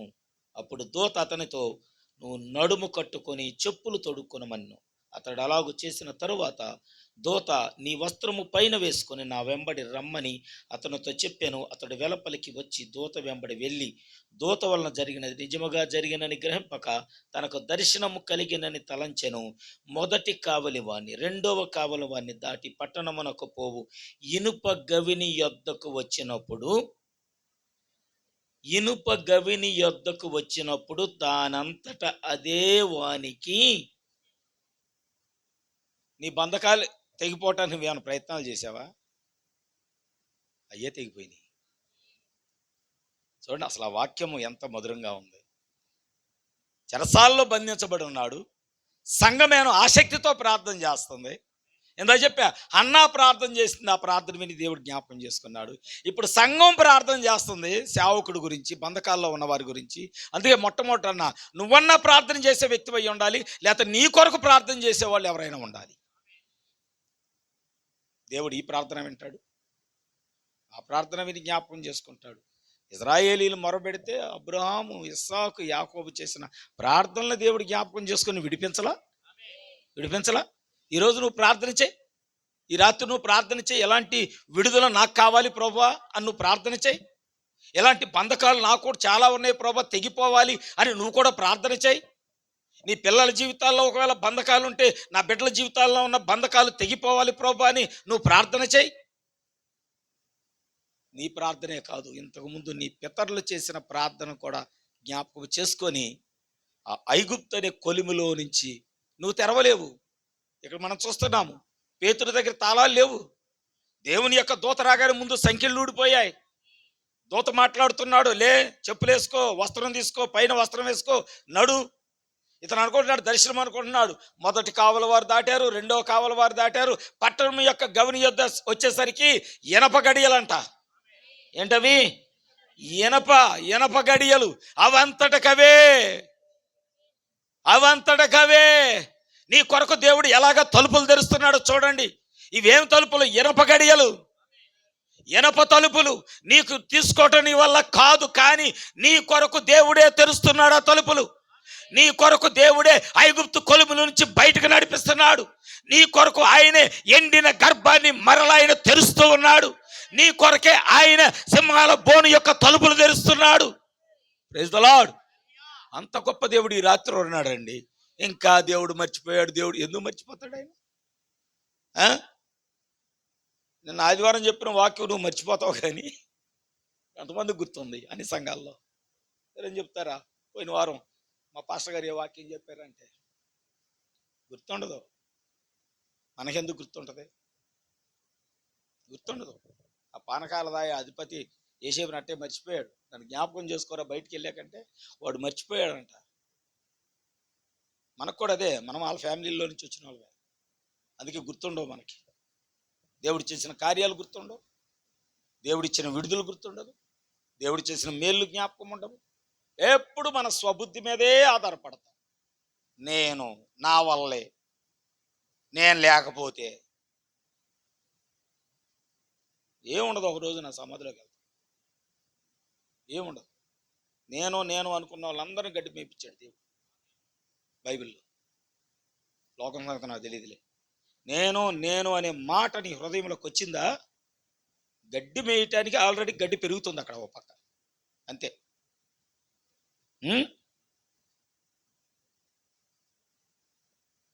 యోనా అంటారు, దేవుడు ఒక రోజున యోనా చెప్పాడంట, వెళ్ళి పలానా చోటకి వెళ్ళి వాక్యం చెప్పాను. ఈయన అనుకున్నాడంట, నేను వెళ్ళానంటే చంపేస్తారు వాళ్ళు నన్ను, కాబట్టి నేను వెళ్ళను, వేరే ఊరు వెళ్ళిపోతాను, వేరే ఊరు వెళ్ళి వాక్యం చెప్తాను. దేవుడు ఊరుకుంటాడా? ఊరుకున్నాడా? నీకు తెలుసా, ఒక మాట చెప్పను, నీకొచ్చిన బంధకాలకి, నీకొచ్చిన తుఫాన్లకి, నీకొచ్చిన శ్రమకి నువ్వు ప్రార్థన చేస్తే దేవుడు కంగారు పడడం. ఈ మాట పట్టుకో. నీకు ఎదురయ్యే తుఫాన్లకి, నీకొచ్చిన బంధకాలకి, నీకొచ్చిన శ్రమకి నువ్వు దేవుడు చెప్పగానే అమ్మో నా బిడ్డలకు ఎట్ట అయిందా, అమ్మో నా బిడ్డలకు కంగారు పడడం. ఎందుకో తెలుసా? యోనాకు కూడా అలాగే అయింది. యోనా దేవుని మాట వినలా. తుఫాన్ని సృష్టించిన వాడే దేవుడు. నీకు తుఫాన్లు కలగజేయవాడే దేవుడు. నిన్ను శ్రమల్లోకి నెట్టువాడే దేవుడు. Praise the Lord. నిన్ను బంధకాల్లో పెట్టేవాడే దేవుడు. ఎందుకంటే బంధకాల్లో పెట్టిన వాడే బంధకాల నుంచి ఎలా విడిపించాలో తెలుసు. తుఫాను సృష్టించిన వాడే నీకు ఆ తుఫాను ఎలా సద్దుమణిగేలా చెయ్యాలో ఆయనకి బాగా. అంతేగాని నీ ప్రభా నా కుటుంబంలో పెద్ద తుఫాను వచ్చింది, ఆయన ఏం కంగారు పడ్డా. తెచ్చిందే ఆయన, పెట్టిందే ఆయన, దాన్ని ఎలా అణచాలో కూడా ఆయనకి బాగా తెలుసు. ఈ రాత్రి నేను ఆయన జ్ఞాపకం చేసుకున్నాడు. ఏ స్థితిలో ఉండగా జ్ఞాపకం చేసుకున్నాడో తెలుసా? ఎలాంటి పరిస్థితుల్లో దేవుడు నేను జ్ఞాపకం చేసుకున్నాడో తెలుసా? యోనా అన్నాడు, అయ్యా నేను పాతాళ గర్భంలో పడిపోయా. సముద్రంలో తుఫాను రాగానే వీడికి అర్థమైంది. అన్నాడు, తప్పు నేనే చేశాను, నన్ను ఎత్తి దేవుడికి కావాల్సింది అదే, నన్ను ఎత్తి సముద్రంలో పడేయగానే సముద్రంలో పడ్డాడా? ఒక తిమింగలం సృష్టించబడింది, ఒక చేప సృష్టించబడింది నోవా కొరకు. దేవుడు సృష్టిస్తాడు తెలుసా? ఆయన జంతువులను సృష్టిస్తాడు తన పని కొరకు. అవునా? ఏలియా కొరకు కాకిని సృష్టించాడు ఆయన. ఆమేన్. దావీదు జయించడానికి అరణ్యముల సింహాన్ని సృష్టించాడు ఆయన. ఎలుగుబంటిని సృష్టించాడు. ఇప్పుడు యోనా కొరకు చేపను సృష్టించాడు. ఇంకా ఉన్నాయి, చాలా ఉన్నాయి. దేవుడు సృష్టించినవి చాలా ఉన్నాయి. ఆయన సృష్టించగలడు, ఆయన సృష్టికర్త. Praise the Lord. ఆయన ఏదైనా చేయగలడు ఆయన. ఇక్కడ ఆయన ఎత్తి పడేయగానే ఒక తిమింగలం మింగేసింది, సముద్ర పడుకు వెళ్ళిపోయి అన్నాడు, ప్రభువా నేను పాతాళ గర్భంలో పడిపోయాను. రెండవది అంటున్నాడు, నేను సముద్రం యొక్క అగాధంలో పడిపోయాను.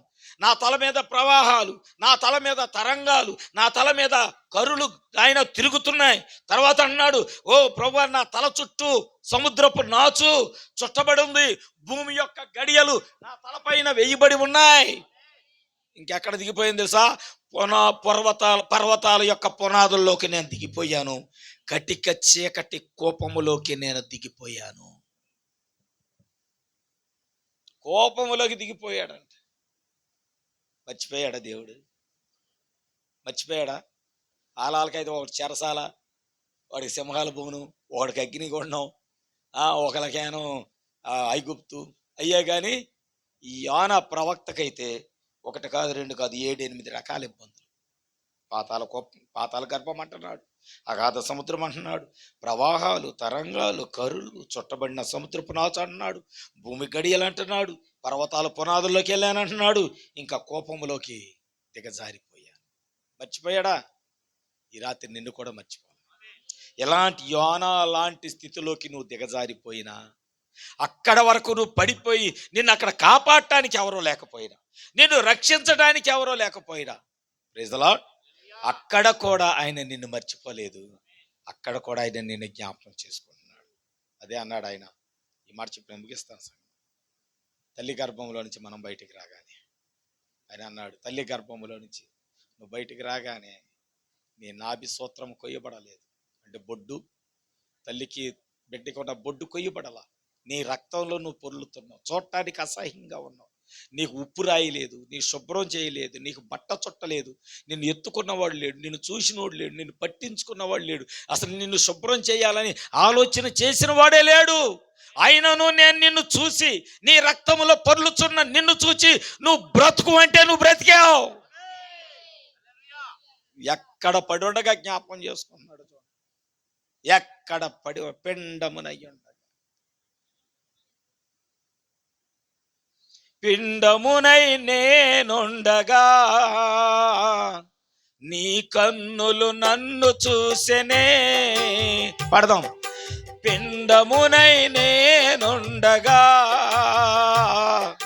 నీ కన్నులు, నా తల్లి గర్భమందునా నన్ను నిర్మించిన వాడవు నీవే. ఆమె నా తల్లి గర్భమందునా నన్ను నిర్మించిన వాడవు నీవే. తల్లివి నీవే, నా తండ్రివి నీవే, తోడు నా నీడా. ఓ తల్లివి నీవే, నా తండ్రివి నీవే, తోడు నీవే, నా నీడ నీవే. నిన్ను పోలి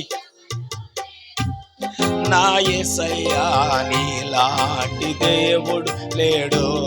నా యేసయ్యా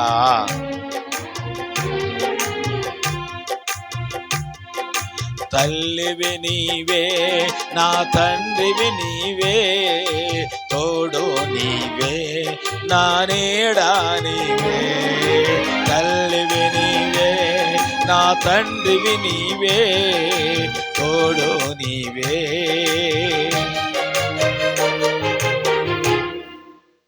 హల్లెలూయా, హల్లెలూయా. ఎవరైతే ఆయన కొరకు శ్రమలో నిలబడి ఉంటారో వారికి మాత్రమే తలుపులు తెరిచే దేవుడు ఆయన. అర్థమైందండి? ఎలాంటి తలుపులు తెరిచాడు చూసాం.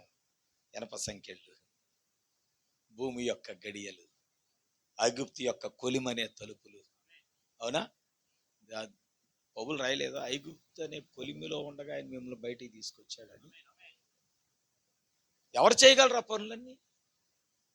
ఆయనే కదా చేయగలిగింది. మరి ఈరోజు నువ్వు పాపపు కొలిమిలో ఉన్నావు, నిన్ను ఎవరు బయటికి తీసుకురావాలి? ఎవరు? నీ వల్ల అయితే కాదు. నీ పాపం నుంచి నువ్వు బయటికి రాలేవు. నేను మారు మనసు పొందినప్పుడు, డిగ్రీ చదివేటప్పుడు ప్రతి సంవత్సరం అనుకునేవాడిని, డిసెంబర్ 31 రేపు 1 తారీఖు నుంచి ఒక్క సిగరెట్ కూడా తాగకూడదు. ఇది నా గోలు. నా గోల్ అది. 1 తారీఖు వస్తుంది, ఈ సంవత్సరం నుంచి నేను మంచి వ్యక్తిగా ఉండాలి, మంచిగా మారాలి. ఈ పాపము, ఈ సిగరెట్లు, ఈ గుటకాలు, కైనీలు అన్నీ మానేయాలి. 1 తారీఖు నుంచి నేను ఇక వాటి జోలికి వెళ్ళకూడదు అని 12 గంటల నుంచి స్టార్ట్ చేస్తే, 11 గంటల నుంచి స్టార్ట్ చేస్తే 12 గంటలకు అయిపోద్ది కదా, మళ్ళీ ముట్టుకోంగా ఈ లోపల 5-6 తాగేసేవాడు సిగరెట్లు. అలా 2-3 సంవత్సరాలు ప్రయత్నం చేశాను. 1వ తారీఖు అయింది, 2వ తారీఖు అయింది, 3వ తారీఖు. నా హృదయం నాతో చెప్తుంది, ఒకసారి మానకూడదు, రోగం వచ్చింది. చూసారు నా హృదయం నన్ను ఎంత మోసం చేస్తుందో. 5వ తారీఖు అయింది, 1 తాగినా ఒకటే, 10 తాగినా ఒకటే. మళ్ళీ 10వ తారీఖు వచ్చేసరికి మామూలే బాబీ, మళ్ళీ మామూలు బాబీ. 3 సంవత్సరాలు, 4 సంవత్సరాలు, 5 సంవత్సరాలు. దేవుడు చూశాడు, వీడికి ఏదో కొద్దిగా ఆశ ఉంది, 4 పీకైనా లాక్కుందాం అనుకున్నాడు. గట్టిగా లాక్కి కొట్టాడు. ఇంకంతే, ఆయన వల్లకి వచ్చి పడ్డాను. అంటే దేవుడు నన్ను మర్చిపోవాలి. ఆ పాపంలో నాకు ఆశ ఉంది, ప్రభువా నేను పరిశుద్ధంగా ఉండాలి, నేను యథార్థంగా ఉండాలి, ఈ పాపంలో నేను ఉండకూడదు. ఎంతకాలం బానిసత్వం? 22 సంవత్సరాలు సిగరెట్ తాగి తాగి తాగి చితాకు వచ్చేసింది, తాగి తాగి. ఎన్ని సంవత్సరాల ఇంక మానలేనా? ఈ పాపం నుంచి నేను బయటకు రాలేనా? విరక్తి కలిగింది, పాపం మీద విరక్తి కలిగింది, రోత పుట్టింది జీవితం మీద. కానీ దేవుడు నన్ను మర్చిపోలేదు. నేను మారాలని ఎంత ప్రయత్నం చేసినా నా వల్ల కాలేదు. కానీ ఒక సమయం రాగానే ఆయన నన్ను కొట్టి మార్చుకున్నాడు. అందుకనే వాక్యం దగ్గర నేను అంత నిక్కచ్చిగా ఉండటానికి కారణం ఏంటంటే, అనుభవాలన్నిట్లో దేవుడు నన్ను నడిపించాడు. అందుకనే నా మాటలు కొద్దిగా కటువుగా ఉంటాయి, కానీ ఇది సత్యం, ఇదే నిజం. మన పాపం నుంచి మనం రాలేం. ఎవడు తీసుకొస్తాడండి యోసేపుని? ఎవడు తీసుకొస్తాడండి దానియేలుని? ఎవడు తీసుకొస్తాడండి ఇశ్రాయేలీయుల్ని? ఎవడు తీసుకొస్తాడండి యోనాని? నిన్ను ఎవరు తీసుకురావాలి ఈ రోజున? నేను దేవునికి వందనాలు చెప్పి రక్షించబడిన రోజున సంఘ శాఖ నుంచి నన్ను బయటికి తీసుకొచ్చావు ప్రభు. నిజమైన వధువు యొక్క వాక్యములకు నన్ను నడిపించావు. నిజమైన వర్తమానంలోకి నన్ను తీసుకొచ్చావు ప్రభు. నిజముగా ఈ గడియకు, ఈ కాలానికి పంపబడిన ఆ వెలుగులోకి నన్ను తీసుకొచ్చావని నేను దేవునికి ఎంతో వందనాలు చెల్లించాను. ఈరోజు ఈ రాత్రి పేతురు తలుపు దగ్గర నిలబడి పిలుస్తున్నాడు. ఆ స్వరం చిన్నది విన్నది. ఈ రోజున చిన్న వదివే భూమి మీద ఈ గడియ యొక్క వాక్యాన్ని వింటుంది. ఇదే మర్మం. దేవుడు స్వరం వినపడింది ఈ కాలానికి. ఆ కాలంలో పేతురు స్వరం, అంతమంది సంఘం ఉంటే చిన్నదొక్కతుంది. ఈ కాలంలో క్రీస్తు స్వరం, దేవుని యొక్క స్వరం చిన్న వధు వింటది. అందరికీ వినపడదు, చిన్న వధు వినపడదు. చిన్న వధు అని చెప్తుంది, ఇదే వాక్యం, ఇదే వాక్యం, ఇదే పేతృస్వరం, ఇదే పేతృస్వరం అంటే వాళ్ళు నమ్మలేదంట. నువ్వు స్వరము విని గుర్తుపట్టగలిగిన విశ్వాసిగా ఉన్నావా?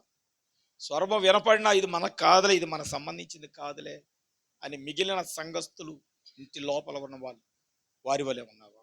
ఈరోజు ఆ స్వరాన్ని నువ్వు గుర్తుపట్టగలిగితే నువ్వు స్వరాన్ని వెంబడించాలి. ఎందుకంటే యోహాను స్వరాన్ని వెంబడించాడు, ఏలియా స్వరాన్ని వెంబడించాడు, బాప్తిస్మమిచ్చే యోహాను స్వరాన్ని వెంబడించాడు, నోవాహు స్వరాన్ని వెంబడించాడు, అబ్రహాము స్వరాన్ని వెంబడించాడు. దేవుని యొక్క ఉగ్రత భూమి మీద ఎప్పుడైతే అగ్ని కురవబోతుంది, మీకు తెలుసా? మొన్న నేను ఒక న్యూస్ చూశాను. ఈ రోజు కూడా సొదొమ గొమొర్రాలో కురిపించబడిన అగ్ని గంధకాలు ఏవైతే ఉన్నాయో, ఆ అగ్ని గంధకాలు తీసి ఈ రోజున ఒక ఇనుము మీద పెడితే ఇనుము కాలిపోతుంది. అంటే ఈ రోజు కూడా అది ఇంకా మండుతూనే ఉన్నది. ఆమేన్. ఆ శాస్త్రజ్ఞులు వచ్చి ఆ మట్టి తీసి లోపల ఒక తెల్లని సున్నం లాంటిది ఉంటే దాన్ని పటకరతో తీసి స్పూన్ మీద పెట్టాడు. స్పూన్ మీద పెట్టగానే స్పూన్ కరిగిపోయింది. అంటే ఈ రోజుకి అక్కడ భూమి అబ్రహాము కాలంలో జరిగిన నాశనము. లోతా, నువ్వు ఎలా రక్షించబడ్డావో తెలుసా? నా బైబిల్ చెబుతుంది, దేవుడు ఎప్పుడైతే అగ్ని గంధకాలు కురిపించబోయాడో, దేవుడంట లోతు కుటుంబాన్ని బయటికి విడిపించడానికి అబ్రహాముని జ్ఞాపకం చేసుకున్నాడంట. అబ్రహాం ప్రార్థన జ్ఞాపకం చేసుకున్నాడు. అందుకే లోతా, నీ కుటుంబం ఈ రోజున అగ్నిగంధ నాశనము నుంచి రక్షించబడిందంటే నిన్ను బట్టి కాదు, నీ వెనక అబ్రహాం ప్రార్థన చేశాడు. వాక్యంలో ఉన్నదండి, వాక్యంలో ఉన్నది. మీరు ఇంటికెళ్ళే చదవండి, ఆదికాండం 19లో ఉంటుంది. అబ్రహాముని జ్ఞాపకం చేసుకొని లోతు కుటుంబాన్ని దేవుడు రక్షించారు. ఈ రోజున మనందరూ రక్షించబడుతున్నారు అంటే మన వెనక ఎవరో ప్రార్థన చేశారు. మన తల్లిదండ్రులు, మన తాతలు, మన ముత్తాతలు ఎవరో మన కొరకు ప్రార్థన చేశారు, లేదా ఎవరో చేయలేదు, నీవే నాకు విడుదల కావాలని నువ్వు ప్రార్థన చేశావు. ఆ ప్రార్థన విని కూడా దేవుడు నిన్ను రక్షించాడు. ఆయన నిన్ను మర్చిపోలేదు, నన్ను మర్చిపోలేదు, ఆయన మనలను మర్చిపోలేదు. ఆయన ఎల్లప్పుడూ జ్ఞాపకం చేసుకొని మనల్ని ఆశీర్వదించే దేవుడుగా ఉన్నాడు. దేవుడి వాక్యాన్ని దీవించునుగాక. God bless you all. సమయాన్ని అధ్యక్షులకు అప్పగిస్తున్నాను.